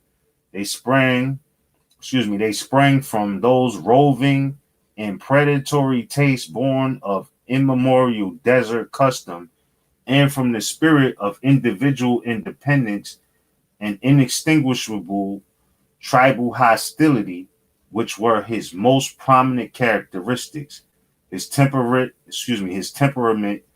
impetuous, fiery, vindictive, though admirably fit for conquest, was deficient in those qualities of broad statesmanship and impartial discrimination, vitally essential to the security and maintenance of government, right? So they're saying that these characteristics of tribal hostility, all of these things, carrying of arms, not carrying of arms, but you know, the predatory taste from desert customs and all of these things, and the tribal hostility, these were not good qualities to, you know, have security and maintenance of government, right? And I was thinking about that, and it was like, well, hold on. When they talk about so-called desert customs, a lot of people just think over in the East, like, you know, Northwest Africa, Morocco has deserts and all of that. That's the type of terrain it is. But from my understanding, it's the same thing over here in the Western Hemisphere. Like, from what I know, like, y'all correct me if I'm wrong, but Las Vegas is in the middle of a desert, is it not? Yeah. Okay. So the terrain is the same in that sense. You know what I mean? Like, there's places in North America that got those same type of deserts. That's a desert. Yeah. You know what I mean? Like, it's not like the whole thing is green and serene. Like, those same territorial aspects over there exist over here. So, like, keep that in mind too, because we was already speaking about, you know, the similarities between both.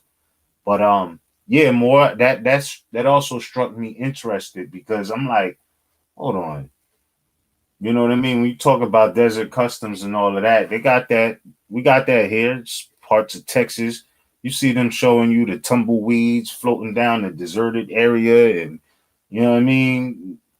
Vegas is like that, parts of Nevada, and you know what I mean? So it's like, I think that same aspect of these conditions and terrains don't just apply over there. They're here too. What you think about that? More anything you want to add before we move on? Well, I was thinking of going back to, you know, when you're talking about, I'm looking at these two different Moors as well, right? These particular Moors who their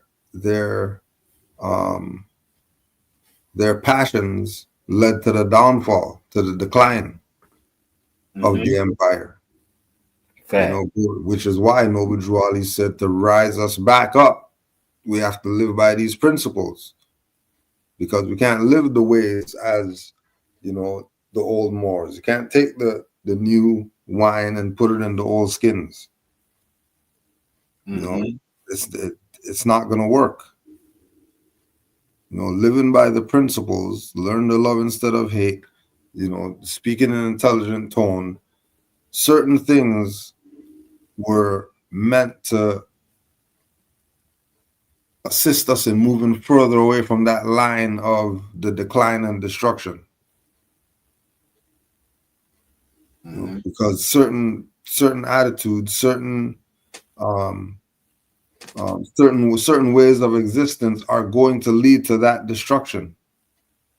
Right. So learning from the past, Drew Ali set things up for us not even to get there, and then what ended up happening? Them getting them out the way, and these are the same people that we're dealing with now. These fitted for conquest Moors that opposed to there being, the love, truth, peace, freedom, justice level Moors, and that reigning supreme, and everybody living by that as a standard. A lot of these same people who call themselves Moors with turbans and feathers on are doing the absolute opposite. Right? But again, they can't destroy what Allah made. Right. But they could put things in place to cause disruption. They can't get rid of it. And all it takes is the people getting to their senses and realizing, just like Natural Tahuti said, the Moors were right the whole time. Mm-hmm. The whole time the Moors were right. Facts.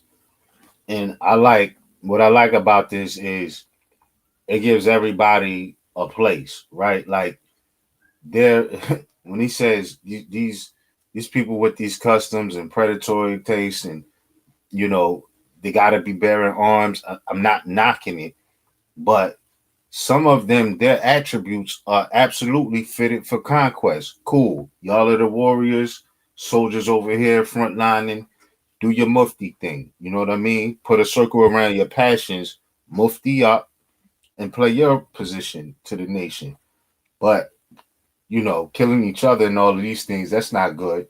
But he's also distinguishing that this type of attitude and existence is not fit for the qualities of broad statesmanship and impartial discrimination, which is vitally essential to the security and maintenance of government. So now here comes, the aspect of Moore's law and government, right? Like, in a sense, yes, the right to bear arms is protected by law. Everybody is secured by law as long as you're doing harm to none, right? It kind of puts that in perspective. But then you have the, Moors who may be a little bit more fit to operate a government. But then I think about the statement that I was told and taught that Noble Drew Ali said that he's going to keep the European here long enough to teach us how to run a government. That's in the oral statements. Mm-hmm. So if that's the case, what if this article right here was a European being here long enough to teach us something about it? I don't know. I can't put it all on one person, but I'm just saying, think about that. You like like what Raekwon said, you got your wild Corsicans, right? And then, you got those who are more so statesmen, you know what I mean? Or women, right? You got both of these attributes are good if they're put in their proper perspective. Like every Marine or military member or army member may not be the best person to be your local politician. You know what I mean? But they may have been bred with a spirit for protection and warriorhood or whatnot. Do they not have a place? Should it be, do they still need their compass to put a circle around their passions and use that martial energy where it's actually needed? Right? Same thing with Moors, right? Like, again, I said it before. You may be the tough guy. You may always have your firearm on you. Don't come to a 5-year-old's birthday party with your firearm. Like, again, if you feel like you gotta go, I'm not talking about a parent or a family member protecting their family, but like, don't show up to a party if you feel like you have to bring your gun. If you feel like you have to bring your gun or your firearm, it may just be a place you shouldn't go. Right? If you feel like you have to bring it, you cannot go socialize at this place because you feel threatened, like you feel like you may have to put somebody down, that more than likely is a place you probably shouldn't go. I'm not saying you shouldn't have one, but if you feel like you can't go without it, that may more than likely indicate you shouldn't go there. You know what I'm saying? So the discernment and being these things, you know what I mean? Some people would take it anywhere. That's them. I'm not knocking it. I'm just saying it's a time and a place for everything. And certain times and certain places is just not for certain things. And that's just life, yo. You know what I mean? And to give an example, pardon me, I don't mean to rant on, but a couple of years ago, there was a football game at a place in Jersey where a 30-year-old brought a firearm to a high school football game and shot up the place. I'm like, what are you doing 30 years old at a football game, a high school football game? Like, was your nephew playing?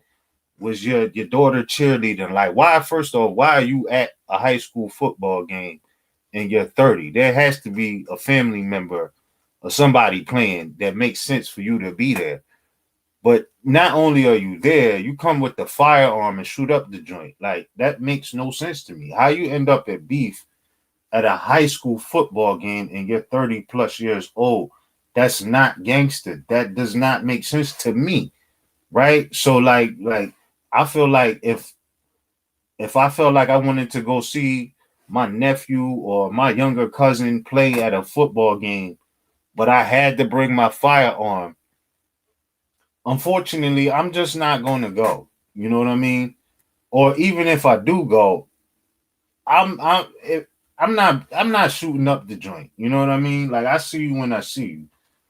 I don't know more. I don't mean to rant on, but I think that concept of the aspect of just being, in that sense, fit for conquest, if you will. Because some people got firearms are still not fit for conquest. Like, their intention is not even that. You know what I mean? And then those who are impartial, and have the impartial discrimination, which is more essentially fit for the security and maintenance of government. These are two different types of characters. And so I think that also contributes to downfall. You know what I mean? The people's downfall. My fault. I didn't mean to ramble on, but I just wanted to highlight that was a key part in the characteristics of why we fell. Some people want to be like, I'm from this hood, I'm from this block, y'all from that side of town, and so I don't rock with y'all. Y'all the ops because you from 3 miles away. Down the street. Yeah, like, yo, you literally from 3 miles away from you. What you mean y'all not the same? What? Y'all sound crazy. But yo, that be how it be. You know what I mean? That is how it be sometimes. But yeah, more, I just felt like that's also a part of the history we can't overlook. But before moving on, you want to add anything? Did I make that abundantly clear, or can we move on, or what? Well, yeah, we could move on more. You're good.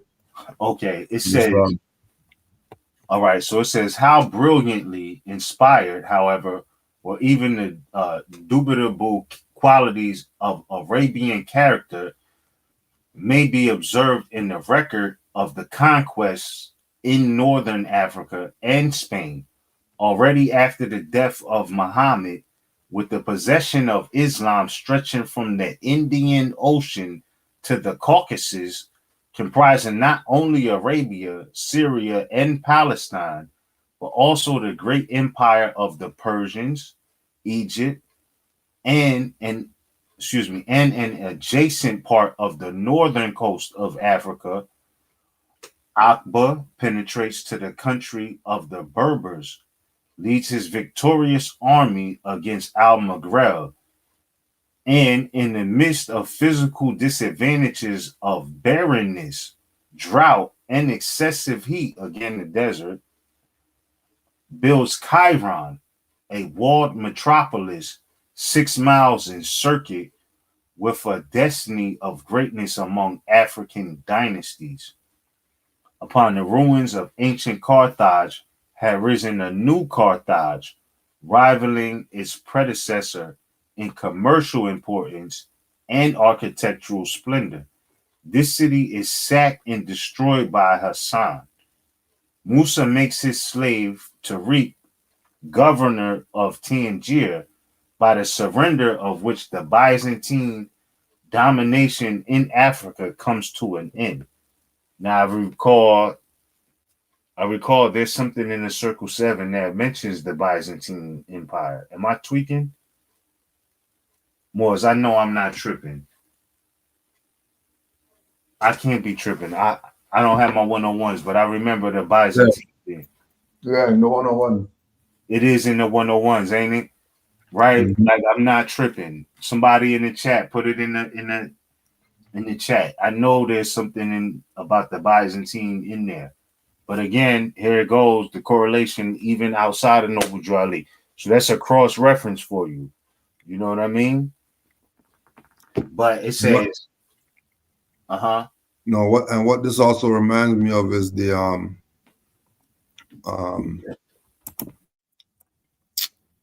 industrious acts of the Muslims that Drew Ali was writing about. It's like it's in that same tone, you know, speaking about the greatness of these Moors, just as we're going through the article, that writing, industrial acts of the Muslims, is sort of ringing. The different parts of that is ringing in my head too. Mm-hmm. Facts. Yeah, I think if I'm not mistaken, and pardon me, Moors, I don't have my 101s at my fingertips right now, but I trust somebody could throw it in the chat. If I'm not mistaken, when Noble Drew Ali mentions the Byzantine, he's speaking something. It's something to do with the devil's ending. You know what I'm saying? Yo, hold on. Before we move on, we gotta pull that. Because here is talking about. Hold on, let me get back to that. I was looking in the chat, but hold on. It's talking about. Okay, Musa makes his slave Tariq governor of Tangier, by the surrender of which the Byzantine domination in Africa comes to an end, right? And I know, if I'm not mistaken, in the 101s, Noble Drew Ali is talking about the Byzantine Empire coming to the end, something to do with the devil and his time being up. I know I'm not tripping. I can't say the exact enumeration right now, but I know that this is ringing the bell. And Moors who know, no, I'm not. I can't be tripping right now. Yeah, we can get into it quick, fast. 82 to 84.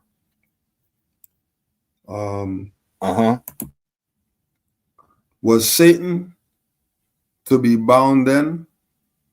Satan was to be bound in part. 83. When was the head of Satan taken off? 1453, Byzantine. By whom? Muhammad. Facts. No, I'm not tripping. I know my 101s. I might forget the enumerations, but when I hear it and see it, I know what's going on. So right here, Noble Drew Ali was telling you that Satan's time was up with the end of Byzantine. Can you say that again more? Pardon me, more. Can you say that one more time? 84 to 85. Or 82 to 84. Okay. 83 is when was the head of Satan taken off? 1453. Byzantine. Okay. Yeah. That sounds like it's adding up when you're talking about this article right here and correlating it back to the 101s.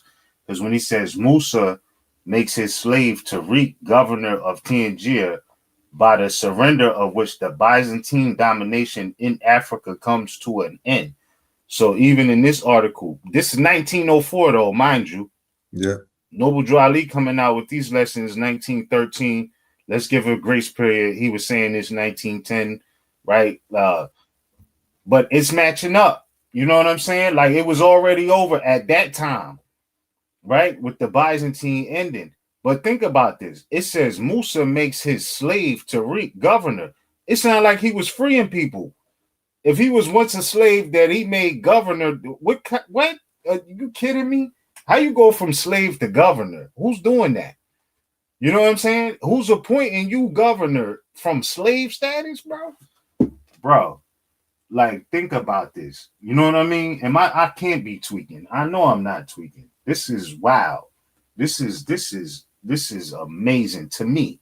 Looking at this history and correlating even what Noble Drew Ali was trying to tell us. So it's a fact that the Byzantine domination in Africa came to an end.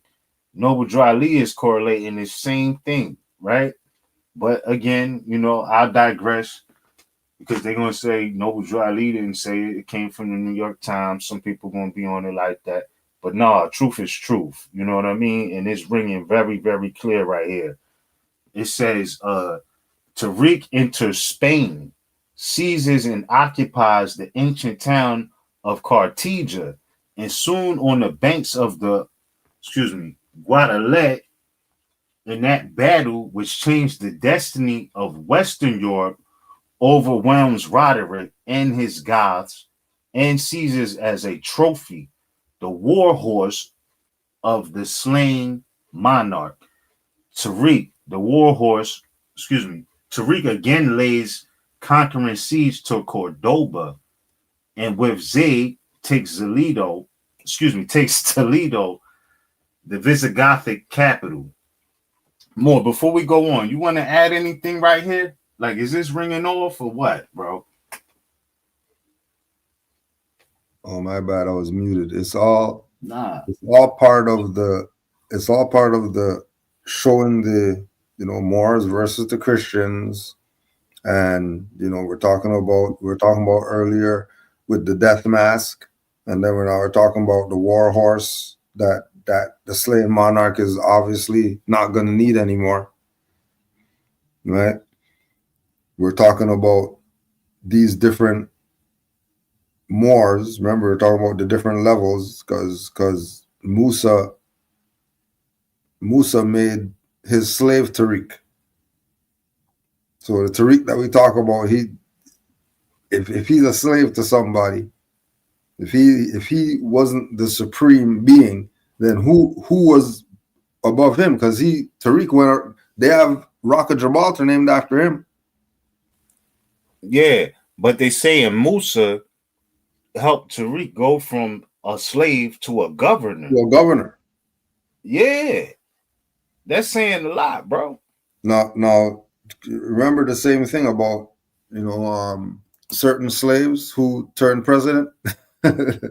Right, though. Right. True indeed. Certain slaves who were born on a plantation. Yes, sir. Indeed. And they end up being everything comes from the Moors. Yeah, that's major. Everything is our style that everybody took to do whatever it is that they're gonna do.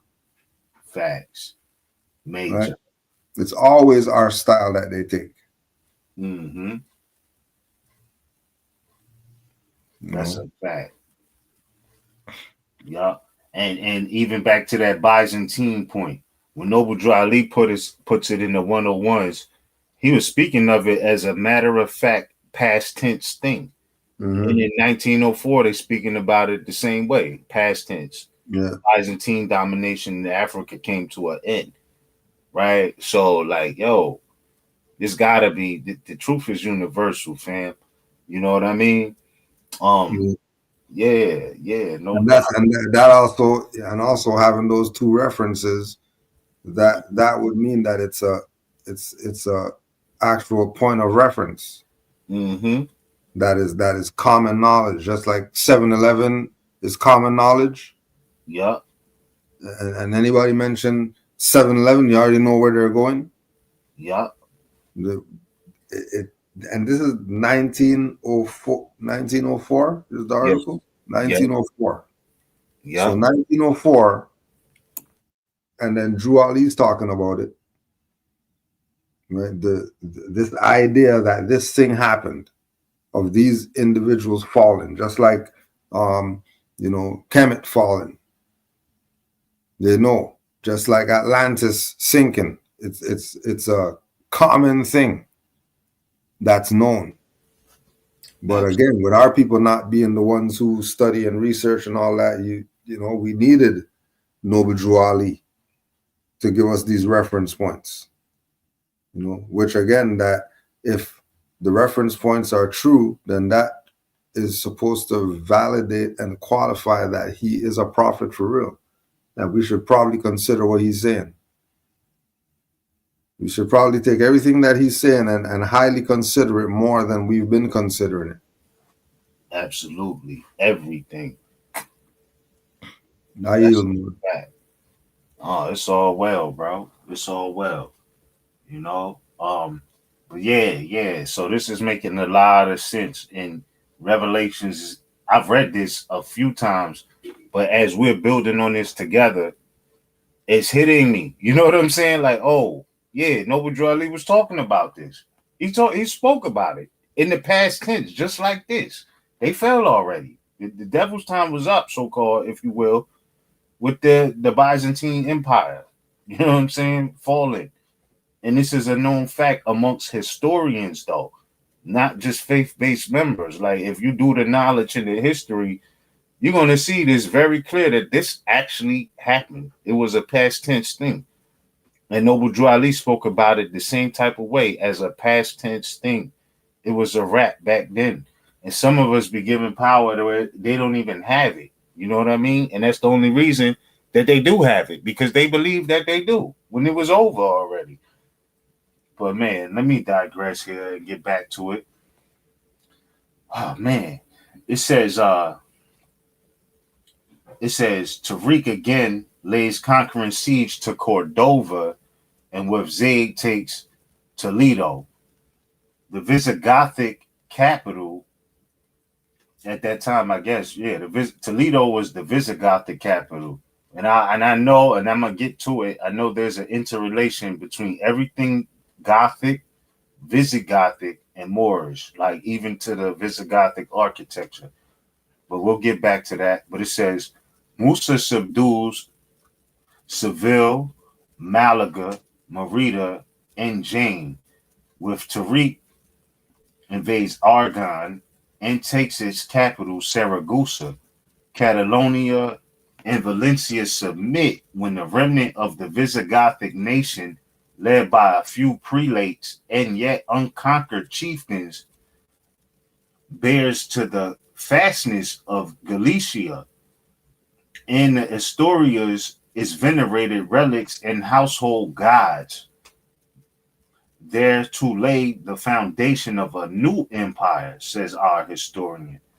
Less than 14 months suffice for the complete and irrevocable overthrow of the Visigothic Empire. Within 2 years, the authority of the Muslims was firmly established from the Mediterranean to the Pyrenees. And I'm going to say that again because they spelt it the same way Noble Drew Ali did in chapter 47 of the Circle 7. But he says within 2 years, the authority of the Moslem, Moslem. So in a historical context, you see the same language there. When he's telling you all of these are Muslims, you know what I mean? The natives of Argentina, San Salvador, you know what I mean? The Atlantis Islands, North, South, Central America, all of these are Muslims. So how could they then not have a correlation to this global history? Because we are global people before the great earthquake that caused the great Atlantic Ocean, right? Like, you know what I mean? When he's referring to us as Muslims, Moslem. And then, you know, we got those amongst each other debating, are we Muslim or Muslim? When they correlate essentially to the same thing. Essentially, you know what I mean? The history is intertwined. But I'm sure, you know, there could be discrepancies and intricate details.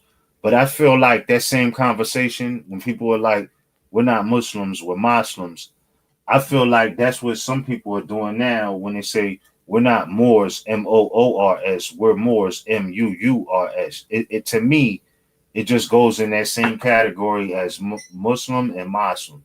Like in Moor versus Moor versus Moor, Muur. And you actually talking about the same people in certain historical context. Just really breaking down the lessons that I'm seeing in this. You know what I mean? Whether I don't know, somebody could disagree, that's cool, but that's how I see it. You know what I mean?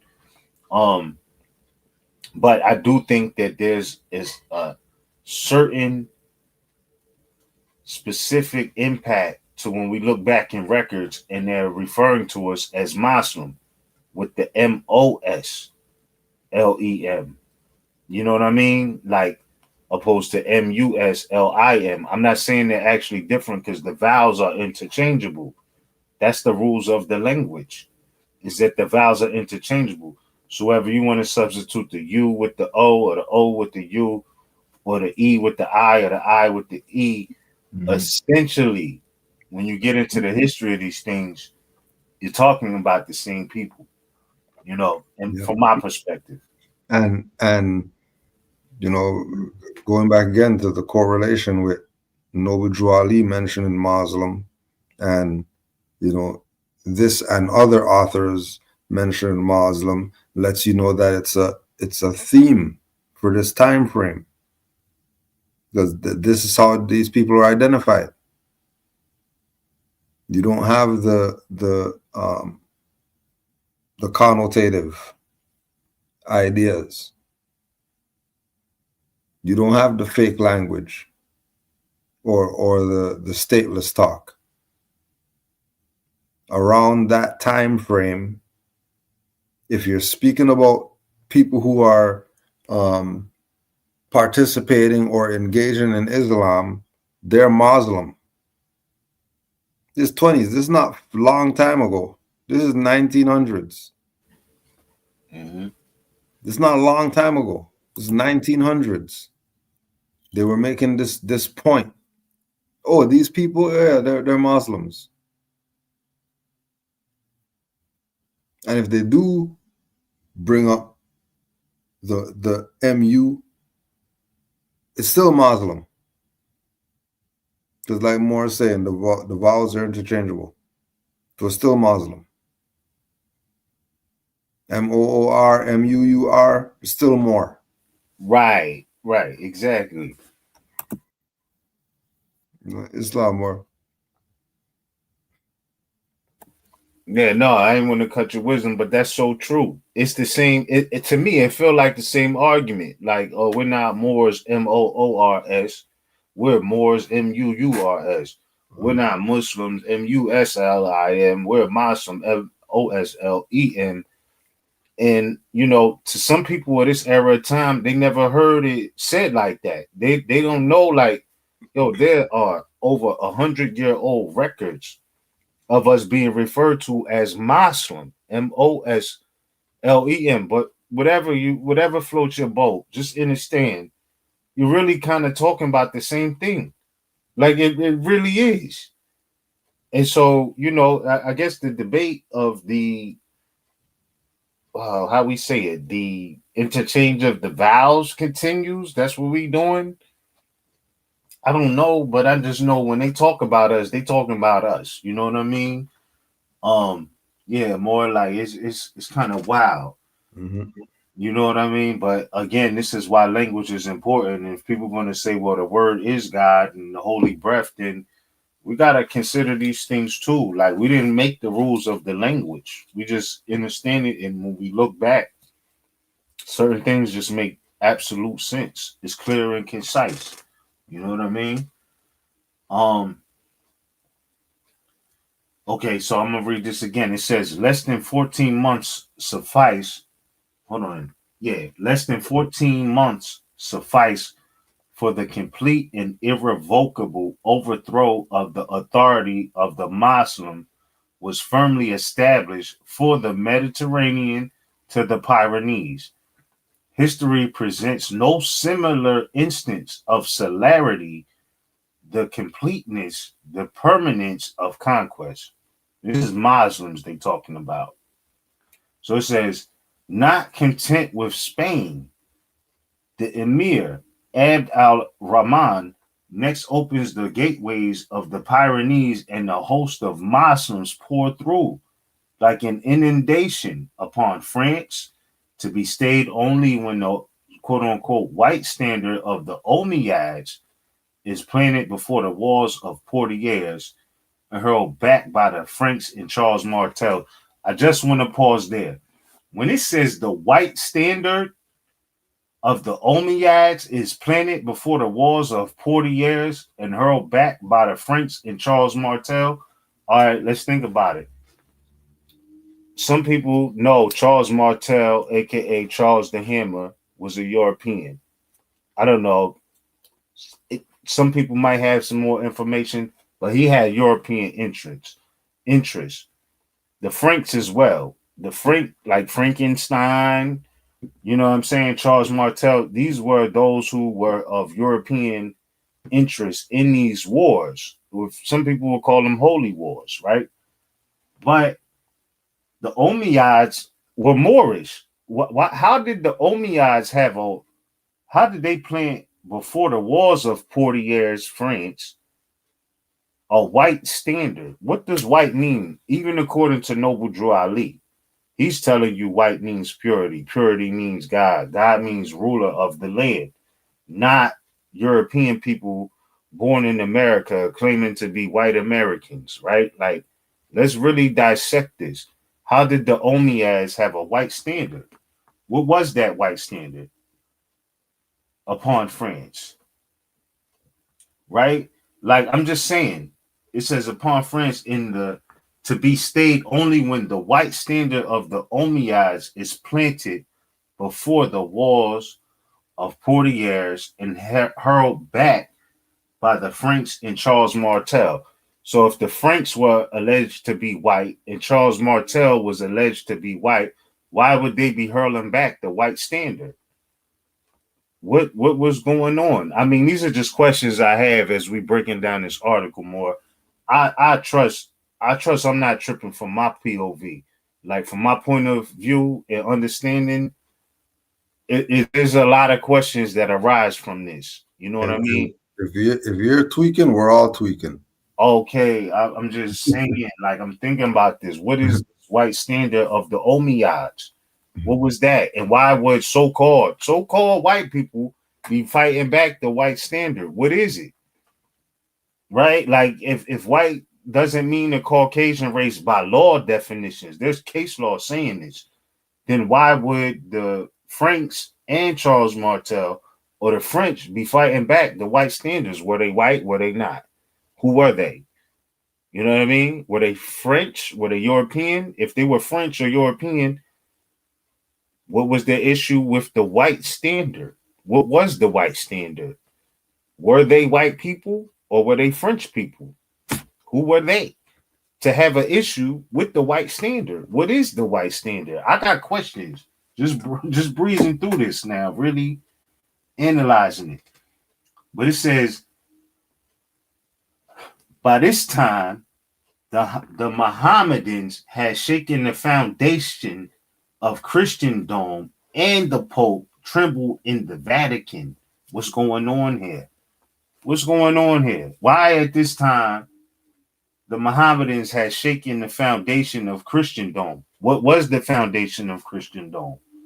Why was the Pope trembled in the Vatican? What was going on? Is this a holy war back then? Like, what was going on? Yo, Moore, I got a question. Am I tweaking? I can't be tweaking. I'm going to pause here, bro, because there's some things now I'm really thinking about it. They're talking about it, and I'm trying not to let it go over my head or anybody else's. But, like, what y'all say in the chat? Like, any crowd engagement? Is this, am I, like, what's really good? This is starting to make a lot of sense, but still leaving a lot of questions the more that I think about it compared to the 101 standards, because people say, you know, oh, well, Moors are some sovereign citizens that they got from some white sovereigns of the 70s and all of this. And it's like, nah, y'all claim to be a part of the Moorish Science Temple of America. The 101s is the first thing. And Noble Drew Ali is telling you in there, white does not mean European. White means purity. Purity means God, and God means ruler of the land. So is the European your God? Like, and that's what you know what I'm saying? Like, because from my understanding, they got everything from us. That's what I understand. I don't feel like Everything. I'm better than nobody else on this planet, but I do feel like because of what I do know that the Europeans got everything from us. That's just a fact, bro. That is a actual fact. So, you know, when we're seeing things like this, you know what I'm saying? It's just making me question, you know what I mean? What, you know, why did the Mohammedans shake the foundation of Christendom? And why was the Pope somewhere tremble in the Vatican? What was going on? You know what I'm saying? Like at that time, why would the Pope be trembling in the Vatican because of Mohammedans? Like, can we think about that? Something's up with them Mohammedans. Yeah, and then Noble Drew Ali is telling you, I hope the Mohammedan religion will be satisfactory to you. In the message to America. Not his message to the United States of America. Not his message to the United States. His message to America. North, South, and Central. And adjoining islands. Mm-hmm. Right? He's telling Moors, I hope the Mohammedan religion will be satisfactory to you. This is what they're talking about in the early 1900s, 20s, first quarter of the 1900s. Like, I know we're not tripping. Let's get into it. Yeah, Moor, anything you want to add on? Like, I mean, I know the second column about to go crazy. Yeah. I'm just waiting for the second column.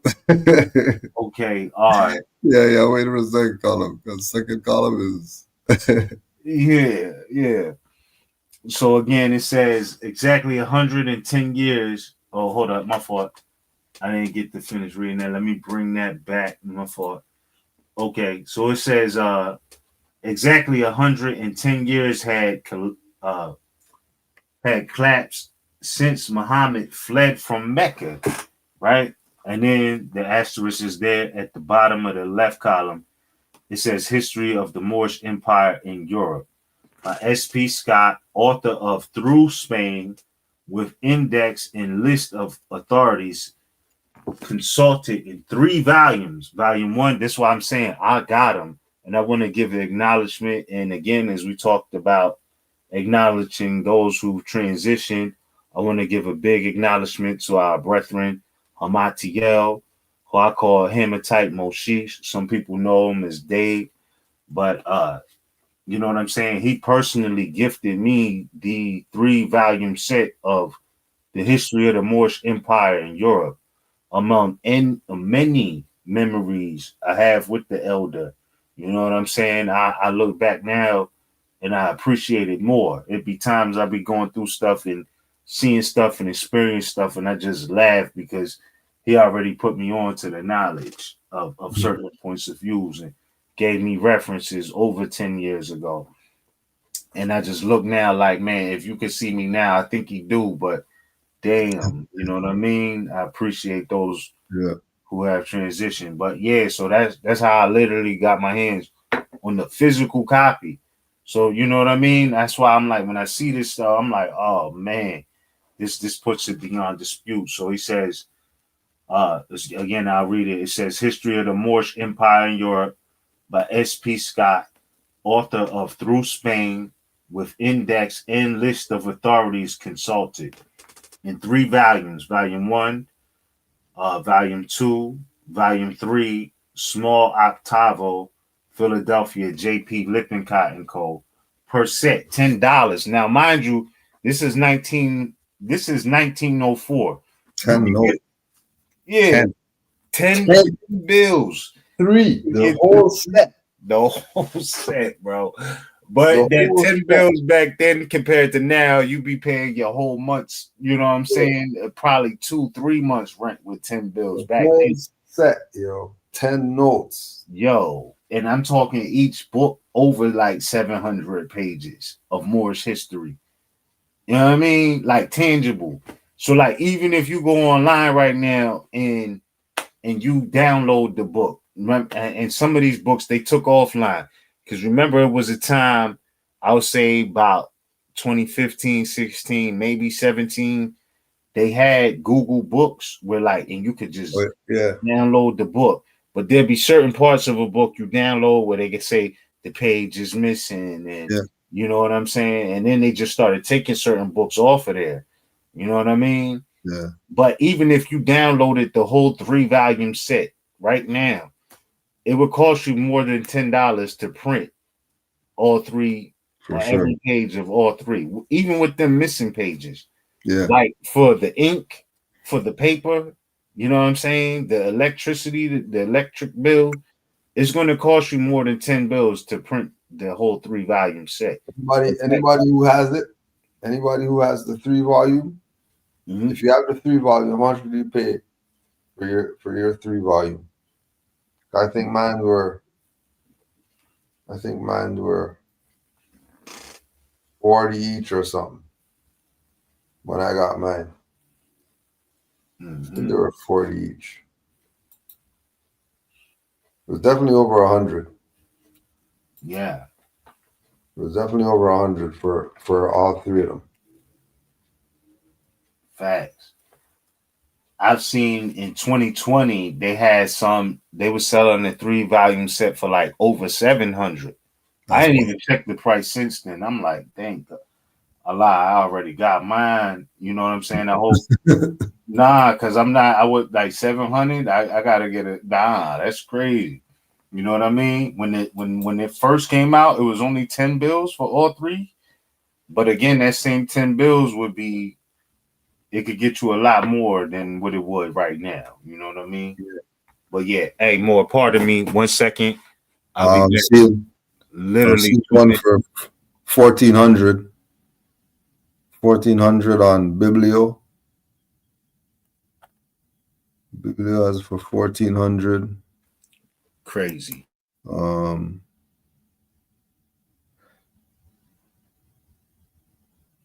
Amazon 800.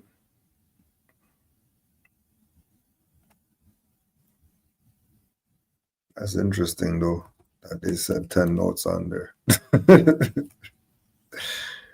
That is crazy. 10 notes. Let me just see what comes up on Amazon. History of the Moorish Empire in Europe. Volume 2 of 3. So 30 notes, 30 notes. Okay, so some Amazon has for 30. Yeah, one volume for 30.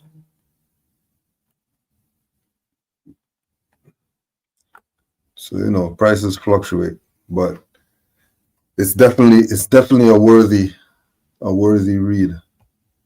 And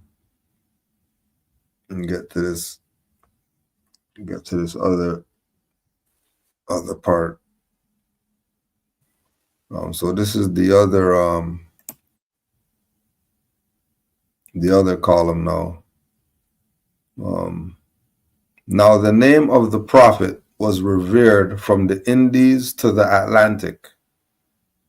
The new sect numbered its adherents by millions. The most venerated shrines of Christianity and the cradle of that religion, Antioch, Alexandria, Carthage, and Jerusalem, places associated with all that is dear to the followers of our Savior and made sacred by miracle, legend, and tradition, were in its hands. Rome and Constantinople, the remaining great centers of Christian faith, the one destined to be attacked by the Muslims of Sicily, the other now menaced by the Muslims of Spain, trembling for their safety. That's interesting again that they're making this Muslim reference, right? The Muslims of here, the Muslims of there, the Christians, the Muslims, the Christians, the Muslims, the Christians, the Muslims, the Christians. Are you still missing what's going on? The one destined to be attacked by the Muslims of Sicily, and the Muslims of Spain. Saracen facets or Saracen fleets were already cruising in the eastern Mediterranean.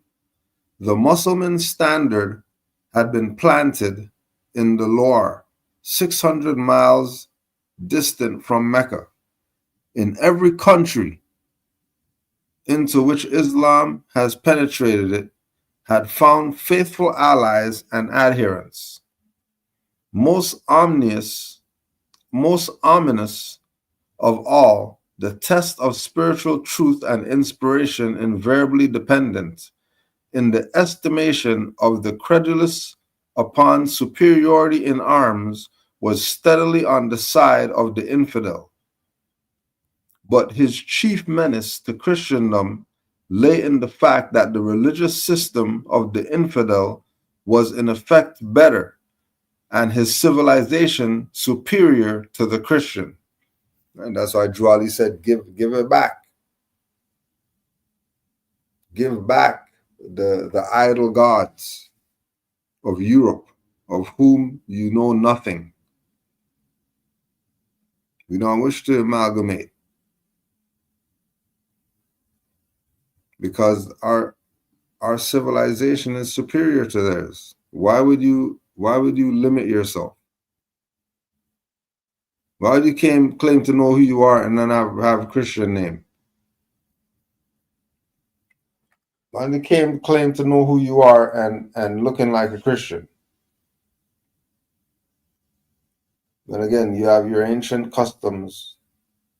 You have your ancient Moorish customs that you should be gravitating to, opposed to this so-called culture that you already know these people don't like you and all that stuff. You're trusting them with your children. You're trusting them with your food.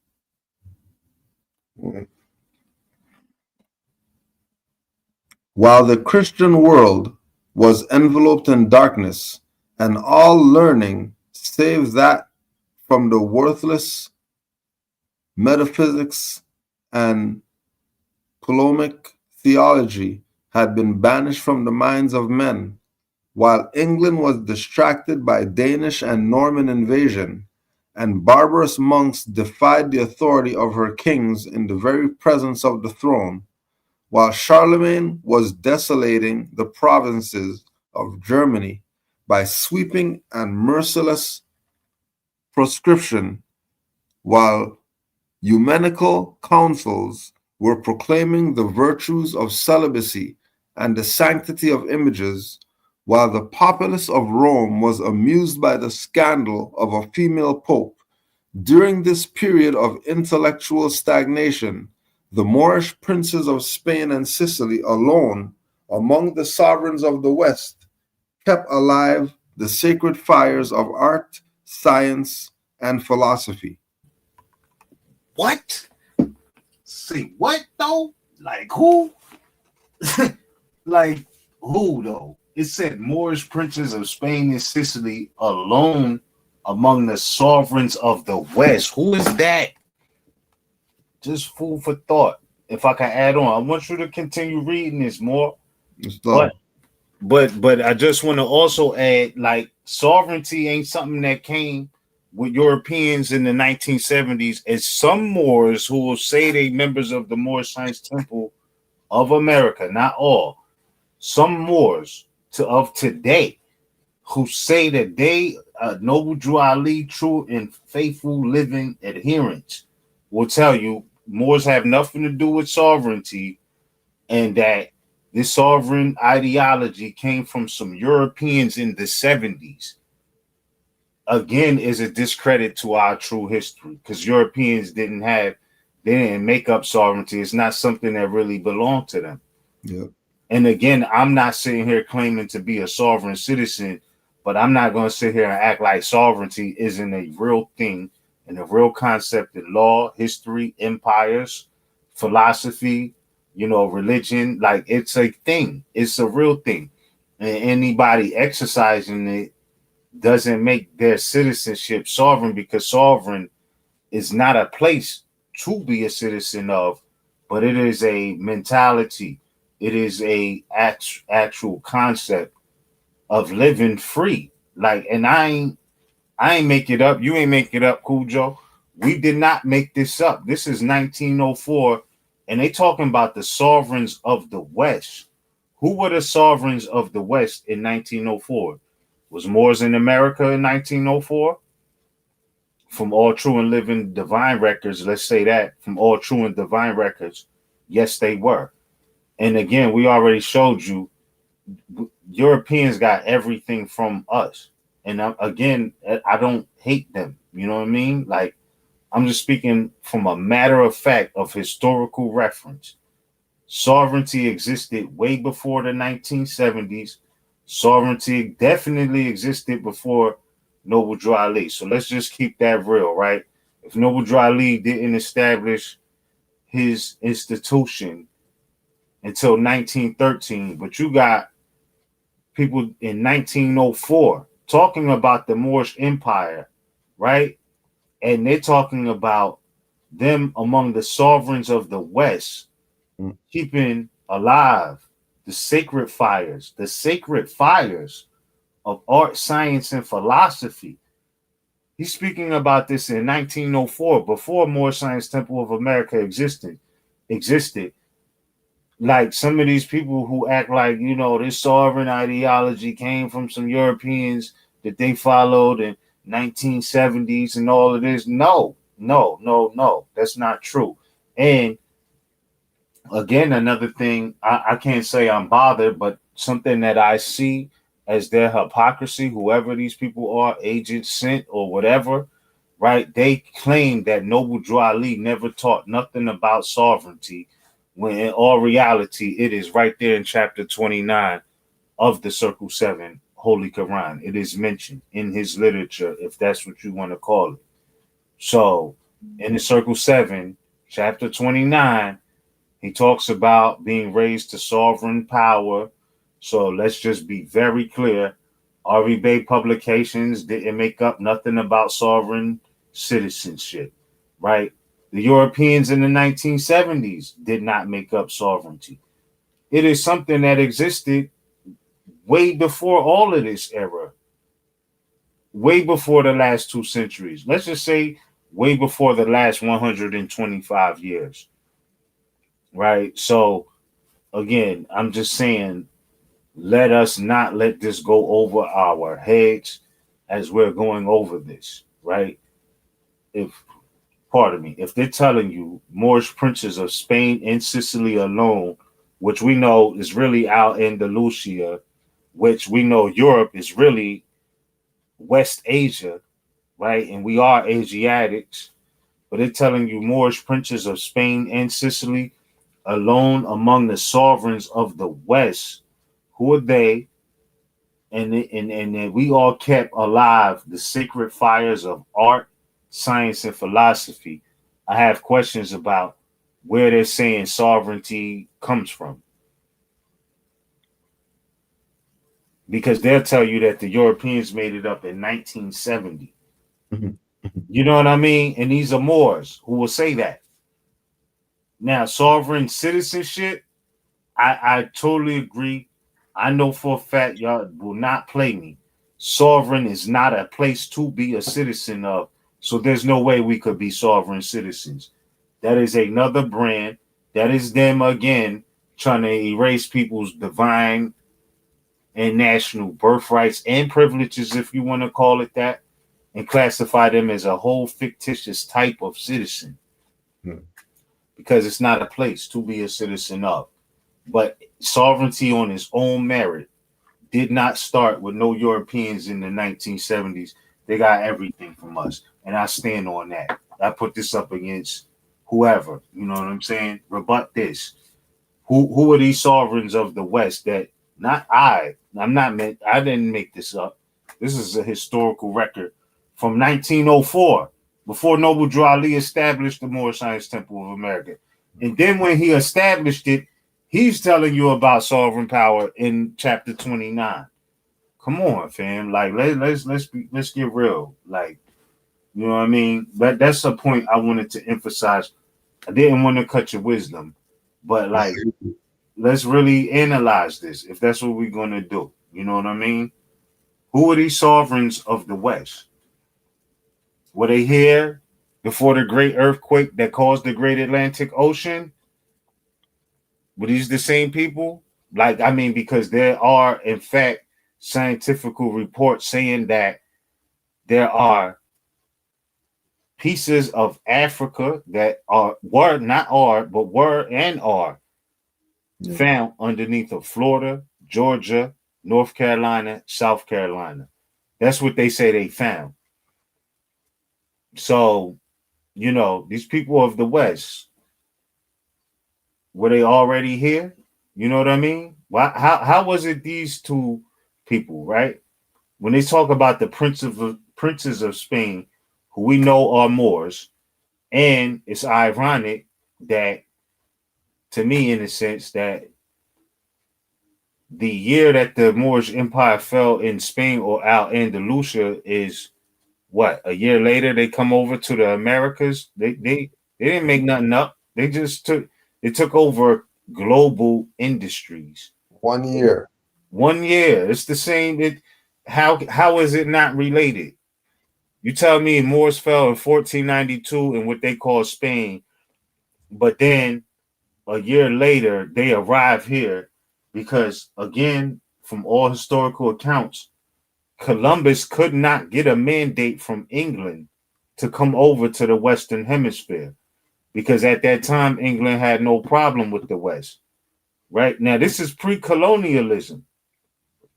This is pre-Europeans colonizing, and England had no problem with the original indigenous people of the Western Hemisphere. So they did not sanction or give him the mandate to come over here or fund him, if you will.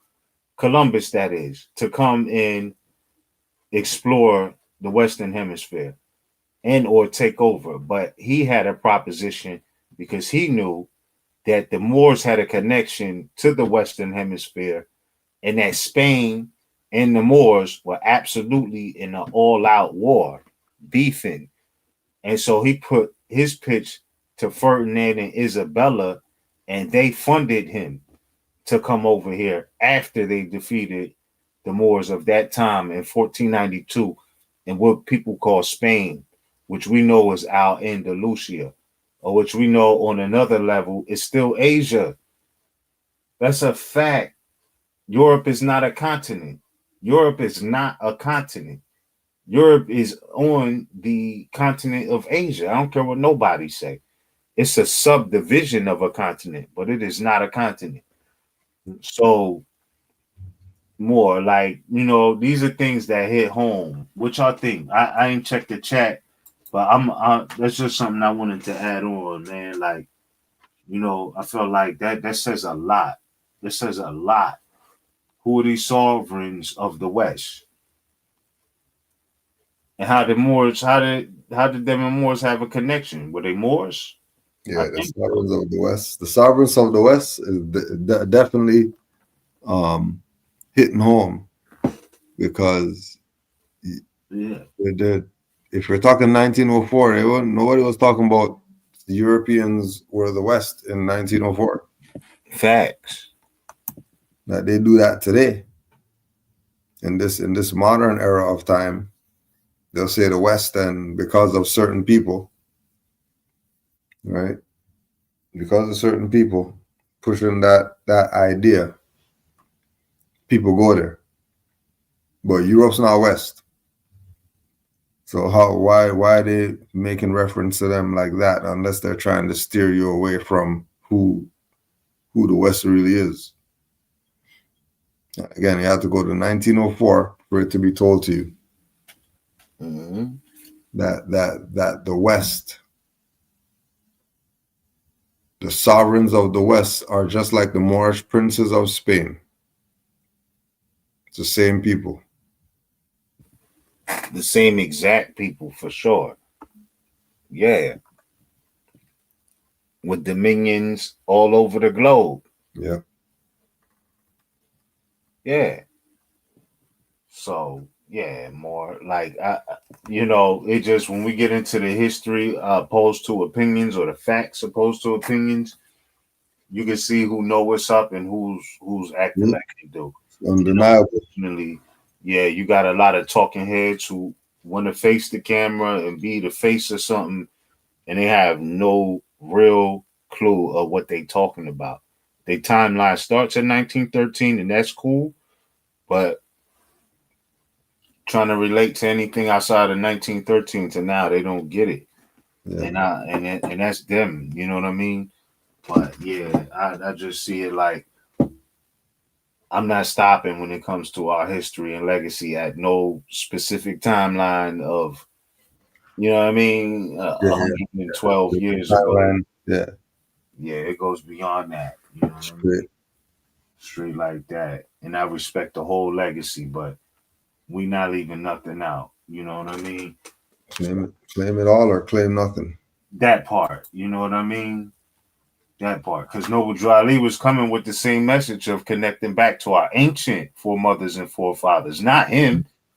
Not just him. Like, listen, the message is about our ancient lineage. Why y'all stuck on him? Not that it's not good to analyze what he was saying, but like, imagine somebody saying, man, if Socrates ain't say it, it ain't true. Like, what? You know what I mean? Like, bro, like you that limited in your mind state? This where you at? I'm not saying what he said ain't true, but like, you know what I mean? This what we doing? I don't know, more. I don't know. Yep. Let's see where else we go on this. Mm-hmm. From the review of their civilization, it is apparent that in the intellectual as well as the physical world, the success of the Arabs is unprecedented, that their achievements in the fields of literature, science, and art were indeed supreme.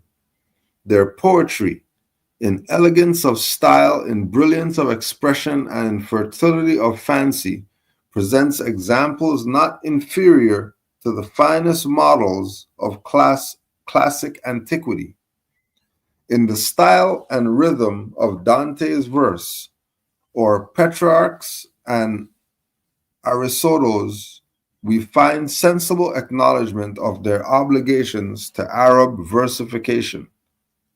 The tales of Boccaccio have an oriental cast from Arabic molding. Moorish theology and jurisprudence have established precedents in their respective provinces. History was fostered by the Moors. Hold on. Can we pause right there, bro? Can we pause right there? Moorish theology and Moorish jurisprudence have established precedents in their respective provinces. And I just want to say this because people be like, there's no such thing as Moorish law. The law is the law. Like, nah. You know what I'm saying? Like, I kid you not. Here's a historical reference for you. Jurisprudence and law, they correlate. So if there was Moorish theology and Moorish jurisprudence, right? The right conduct, if you will, right? This is what inspires the law. Equity, jurisprudence, right? This is where law, all of this comes from. This is where the law comes from. So if there was Moorish theology and jurisprudence, you can't tell me that there's really not a such thing as Moorish law. Now, what people perceive Moorish law to be is another thing. But there, in fact and indeed, was a such thing as Moorish law. And at best, at minimum, we could say there is a such thing as Moorish jurisprudence. So when we look at the Henry Campbell Black's Law Dictionary, and I'll emphasize again, it's called the Black's Law because his last name was Black. That's what it was, Henry Campbell Black. And he's talking in the first page, first thing first, before you get to a definition, ancient and modern jurisprudence. What is the ancient jurisprudence? That's Moorish. Mm-hmm. You know what I'm saying? Like that is the white man brought that white man's book. That's the ignorance. That's the excuse. But ignorance is no excuse of the law. So, like, even though they might feel like that's a good diversion to not accept the truth, the reality is like, yo, ignorance is still no excuse of the law. So, on the ancient and modern jurisprudence level, who had the ancient jurisprudence?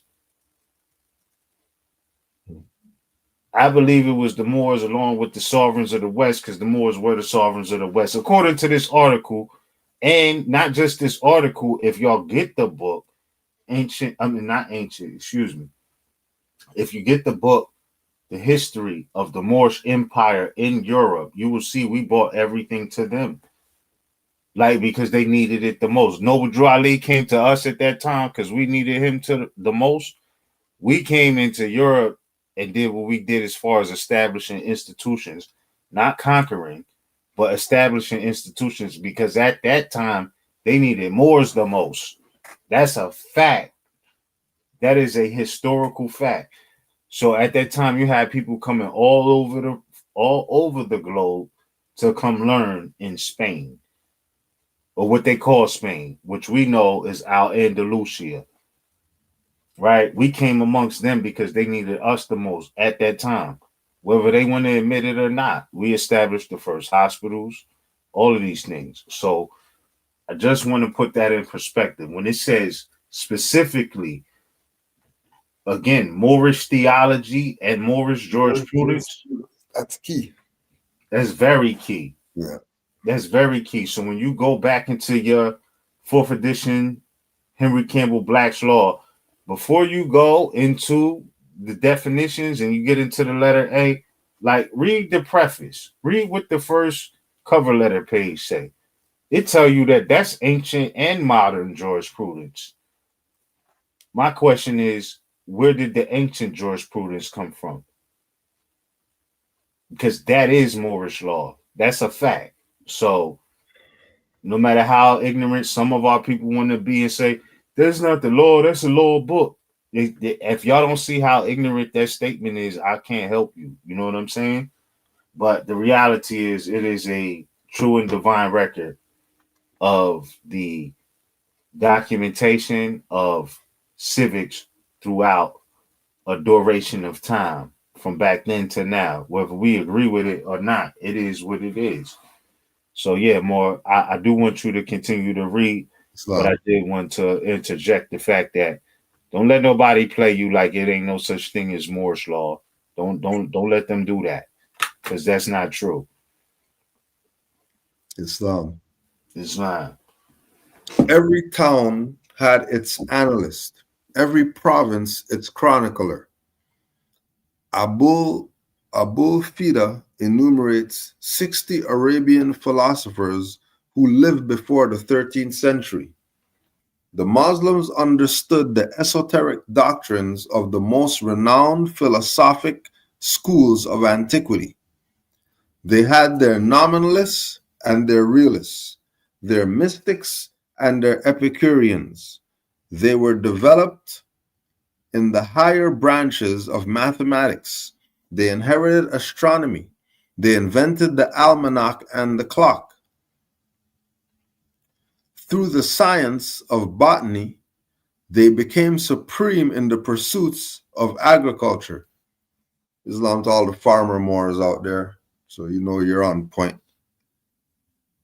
At a time when the elixir of life was sought with undiminished ardor, they converted their own alchemy into the rational science of chemistry. In pharmacy and the knowledge of curious drugs, they excelled all nations.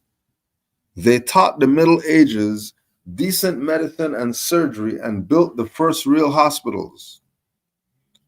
Through their great schools of learning, the Moors taught Christendom. To Alhazen came the Englishman Adelard of math, Robert of reading, Daniel Morley, William Shelley, and the Italian Gerard of Cremona. Alhazen's works were used as textbooks in the Andalusian colleges. In the University of Cordova, the scholar Pope Gerbert Sylvester II was educated. The precocity and vast intellectual powers of the great scholars of Islam are almost beyond belief. For example, can you say that again before we go on? He said the precocity and vast intellectual powers of the great scholars of Islam are almost beyond belief. Yo, just one more time for the record. Almost beyond belief. Almost beyond belief. Yeah, because some of us believe it and know it, but it's so vast that it is almost beyond belief. Yeah. Because what they said, they taught the Middle Ages decent medicine and surgery. Yeah. And built the first real hospitals. This is Moors they talking about. Yeah. Can you believe that? Caveman running around and somebody pops up with a wheel. You know what I'm saying? Like, can you really believe that? Or do you really got to study to know that? Like, because it is almost beyond belief. Like, them ninjas ain't do that. These ninjas, them, they did that. Yeah, that's who their foremothers and forefathers were. Yeah. Through their great schools of learning, the Moors taught Christendom. That don't mean they was Christians. They was just teaching you about it. Like, it didn't exist till 325 AD. You know what I'm saying? Like, yo, like, come on, fam. Like, you know what I mean? I'm just saying when it comes to us, you know, and then again, it says in pharmacy and the knowledge of curious drugs, they excelled all nations. We not saying this, bro. This is in the New York Times article, 1904. This is what they're talking about, Moors. You know what I'm saying? This is what they're saying about us. So, you know, our history is so vast and so deep, and it has many levels and layers. You know what I mean? And I think that when the statement is said law and history go together, this puts it in perspective in that sense, because, like, yeah, you know what I mean? Like, we were the first pharmacists. You know what I'm saying? Like, I don't mean to digress. I want you to continue, but really thinking about what they're saying. You know what I mean? What was being said, what has been said, what is a matter of record. It is almost beyond belief. Almost. But knowing puts it beyond belief. And so we know this is the truth because we study, we see it, we know what's really good. So it is, but continue more when it says it's almost beyond belief. Yeah. For example, Avicenna at 16 had attained to such eminence that learned and experienced physicians came from remote countries to enjoy the benefit of his wisdom. At 22, he was a grand vizier. By the conquest of the intellect, not by the sword, did the Moors establish their creative and lasting influence upon Western civilization. Can you say that one more time, Moor, please? By the conquest of the intellect, not by the sword, did the Moors establish their creative and lasting influence upon Western civilization. Can I ask you to say that one more time for those in the back of the act? Like, can you please say that again? Just one more. By the conquest of the intellect, not by the sword, did the Moors establish their creative and lasting influence upon Western civilization.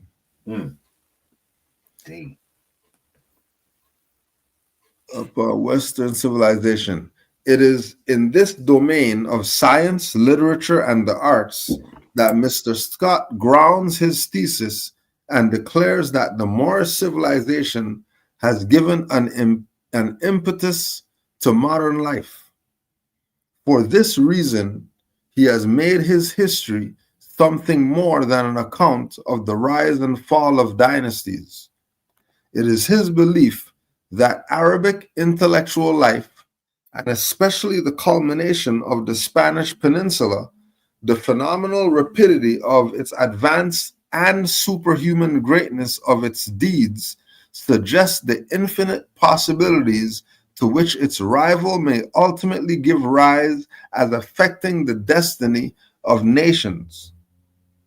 In the achievements of Muslim genius, he makes acknowledgement of the liberal policy of Islam and the daily application by its adherents of the lofty sentiment of its prophet.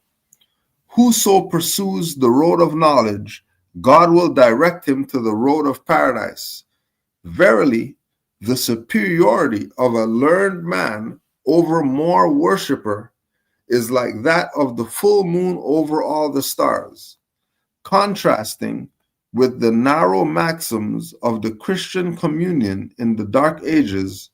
The Moors gave an exhibition of universal charity, of broad philanthropy, of educational advantages impartially bestowed. Just again, we'll go with that again.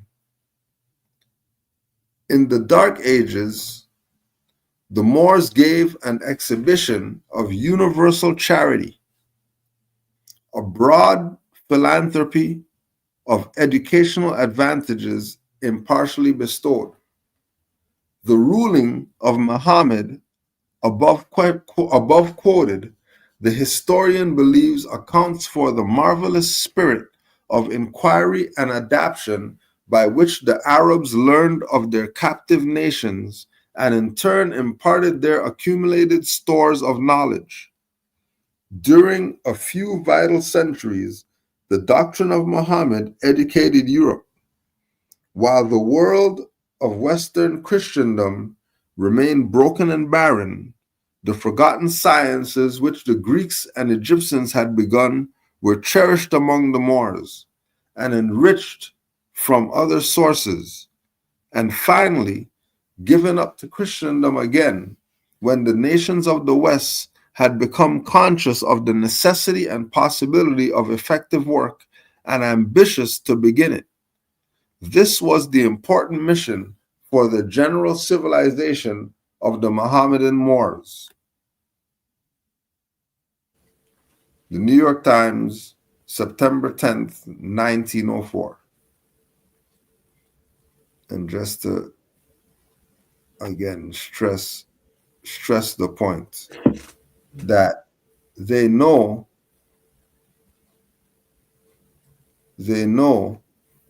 that the forgotten sciences which the Greeks and Egyptians had begun were cherished among the Moors. So that also qualifies, verifies stolen legacy and how they were mad at George G.M. James for bringing it up about this connection. And then they were mad at Stanley Lane Poole for bringing it up. And then to start, we showed you the article talking about Cahokia Mounds being Egypt. Mm-hmm. And mounds are the pyramids. And then the Moor was talking about the Mississippi being the Nile. Mm-hmm. When you really check, you realize how connected all this is. How absolutely connected it is. And the only connection that you get is the Moorish connection. Everything else, it's never going to match up. It's going to get close, but then it just wouldn't get there. Because this idea, this concept, this nationality, this thought stream of Moorish knowledge, this pulse for us, people who already know what it is, right? The core. This idea is the only thing that's gonna assist our people and get them out the madness that they're in. Until that time, keep doing your research. Impart it to the ignorant because they don't know any better. They're dumb. But you don't go there messing up your life trying to impart this to the ignorant. Right? You give them some crumbs and they're either gonna come back for a sandwich or they're gonna tell you about why you gave me these crumbs. I can't do anything with these crumbs and talking crazy. Right? Mm-hmm. But we went through enough receipts tonight. Facts. Right? And receipts from the soul plane where we express our own will, right? Moors in the chat who Allah is using them. You can't get away from this. The only way you get away from it is deliberately. You have to choose. You have to choose to not connect yourself to the divine. Right? Islam more. Islam more. Peace and love. Salam. Love, truth, peace, freedom, and justice to all Moors. With that being said, man, I feel like the old saying, what more can we say, man? Like, you know what I mean? Like, let that marinate. If you got to play this back 3-4 times to really understand, please do that. But we just gave y'all some substance for the soul, for the knowing, for the knowledge, wisdom, and understanding, understanding, overstanding of what we're dealing with today and what was back then. The second column was crazy. I thank you for delivering that absolutely smooth. And it's there. We didn't say it. We just realizing or reading what has been left over 100 years ago. Like it, and again, all due respect, even before the Moor Science Temple of America was established, this was the conversation about Moors, right? And it's still true. You know what I mean? Like, because the truth does not change or pass away. I didn't see one derogatory statement in this article about Moors. And this is September 10th, 1904, right? So we're talking 9 years before the establishment of the temple. There was a need for this information. There was a need for our people to have centralized locations to learn about this. Because you had some of our people downtrodden, and then you had some of our people who was always free. I just want to say this in closing. All of our people, even in those times, were not under the impression that they were slaves. They were free, even in the 1700s, 1800s. And again, I'll say, don't tell me we weren't all free and that we all subjects and subjugated when in the height of these Europeans and others trying to pull off slavery on the masses. You had people like, or women like Sojourner Truth going to court and winning freedom suits before the Civil War, right? We talking in the 1820s. You had Moorish women going to court suing and winning cases, right? Before the 14th Amendment even existed. So don't tell me that is the key to our freedom, because it is not. It is not. We were living free before that. You know what I mean? And some of our people were living free during that. And some of our people choose to live free even post those times. But understanding us as a people and our global legacy, you know what I mean? And our continental legacy, heritage, and history is really the same all over the planet. You know what I mean? And so don't let none of these people, especially if they like Noble Drew Ali didn't teach that, Noble Drew Ali didn't teach this. There are some things that Noble Drew Ali did not teach that are in fact, not good for Moorish adherence, if you will. lineal descendants, out here claiming to be consulates and consular generals and all of these things. Because if we're going to claim that we are Aboriginal indigenous to this land, don't claim politically at the same time that you're a foreigner. This is what you're doing when you claim these things. I'm not hating, but if we're going to be accurate and historically and politically correct, understand that was for them to be consulates. That was for them to be prime ministers and all of this thing, But we as a people, no matter what claim we had, like when it says Moors gave an exhibition of universal charity, of broad philanthropy, of educational advances, in partially bestowed the ruling of Muhammad above quoted. You know what I'm saying? That had nothing to do with your political affiliations. This is ancestral. This is lineage. You know what I'm saying? Makes acknowledgement of the liberal policies of Islam, being the first to establish the first real hospitals, right? Like all of these different aspects of life. Let us not lose that in the context of who we are today. It comes from us. You know what I mean?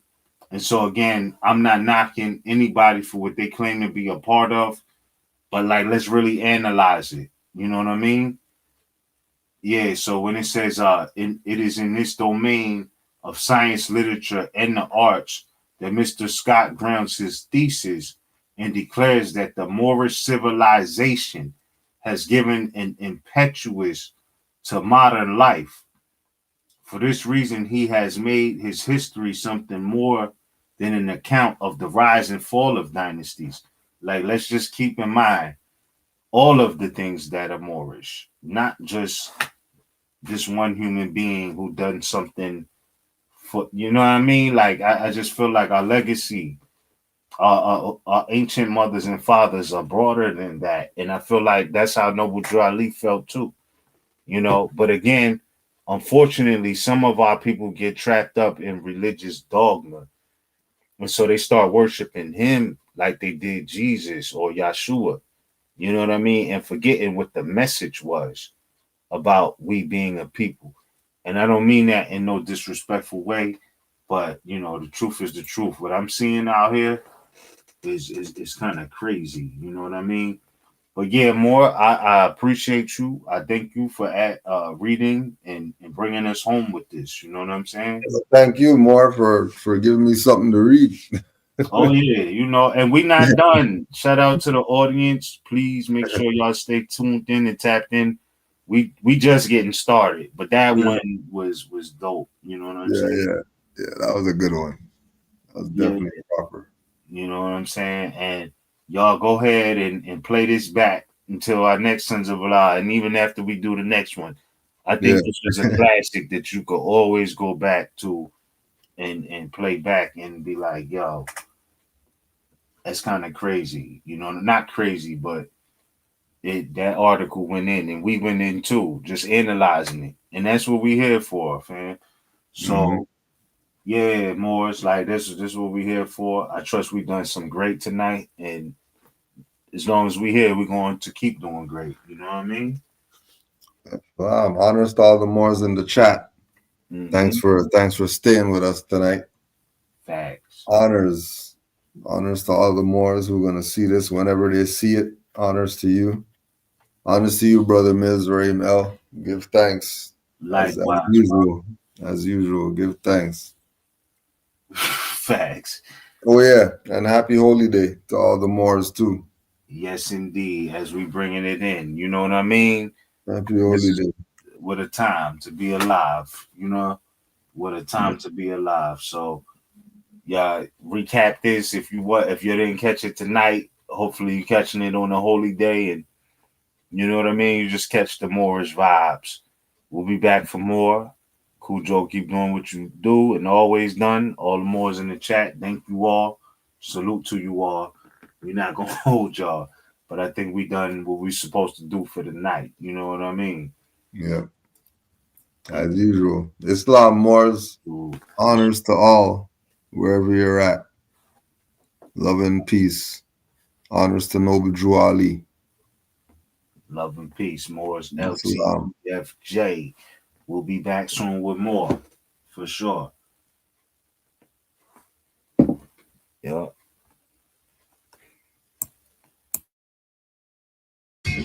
So I just want to get you in. What? What? I'm rocking. Who says we ain't in the building? Who says we ain't into building? We the Moorish master masons, architects for your children, repping Friday 13th like Jason without the killing. But we promote life, oh, it's all about the feeling. And we invoke light, yo, we them light beings. Though you might see him on the block getting his portion, might be talking to cops, giving them caution. Occasionally wearing his fez when he's walking, see the turning heads, whispering, gawking. But he's locked in and he's zoned out while we boxed in our own house. We study the mystics, the adepts, the magi, wisdom of the ancients can all calcify eyes. Possible mission, free mental numbness, extract the substance, rid minds of dumbness. Use the source, don't care what some purport, as we know by being told man knows not. Many before the floor, souls got bought, placed in the devil's hands, ruling the seven lands. To dogma rituals, Negro spirituals, brainwash subliminal, keeps thinking to a minimal. They're still criminal, in a world digital so pitiful. Mental survival so critical, it's visible. Can you see past righteous blocks? Hashtag zombies with waves of cyber thoughts. No need for cell phones, they speak through saw palms. It's nothing for alarm, trips and forearms. Wind, brass, and bass, such a beautiful serenade. Women feeding me grapes, I'm feeding the enemy serenades. Whether the sky is clear or gray, rain when you hear a fake, giving life to seed. Speaking through who not here today. Show you the future in a glimpse. And always look to these hoes like hallucinatory pimps. Sun walked the desert, been more ever since I found God. Look back, used to see his prince. Forget being a prince, I'm a G. OD, grown man, no Jody, deny it, you don't know me. Don't make me tap into the old me. That's like a couple hundred years. Walk around town with a couple hundred peers and release the peace of up fears. The sun gon' shine, so what tears? This young brother here just trying to get his third eye clear. This deep. Moors don't sleep, invest in your mind and body and unleash real life rap, spitting over tracks, conscious thinking and living and then attack. This deep. Moors don't sleep, invest in your mind and body and unleash real life rap, spitting over tracks, conscious thinking and living and then attack. So as the moon sets, the sun takes its place at schools on blocks, inspired spots, filled spaces, peel back rats, who got cases, fire stain the corridors of flemo faces, game changers, rule benders and no pretenders, style lenders, channel my vibe through the vibrant optic lenses, send a message to our veterans, soldiers up and get it in, we on our birds, we are merged subliminal beings, third eye seeing, still I participate unwilling. They wanna break me, shake, bake, grave me, rolling with my main G, double OMG, SON is crazy, for a minute that you think you could take me for a fool like a native to his land, being schooled by a foreign dude. You mistaken me, spiders on the roof, in the dark rooms, I've been saying you mistaken me, you better move or I mark it, power pin is my tongue, your existence to target, revealing all lies and deceit on the market, genocide, carry around in pockets, I knock it down, bulldozer, David to Goliath, it's an exposure, out some big cats ruling and it's getting closer to your downfall, round up all your soldiers. Little homie, I was seeking a fortune, tired of misfortune. I just wanted a portion, everything that I never had, though I needed my portion. Blowing like porcelain, haters battling as porcelain. Getting broke, tired of being broke. How we acquire hope is a DJ skill as a dope, just to keep us afloat. Mind as deep as the boat, brain is a lethal weapon. We want it to elope. When I speak, I provoke. Walk in the room with my aura feeling like heavy smoke. Feel like when the levee broke under my Louis Vuitton to semi-poke.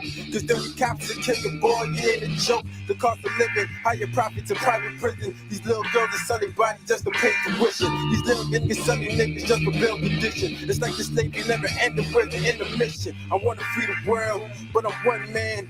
A couple ones like me and me one plan. I wanna free the world, but I'm one man. A couple ones like me and one plan.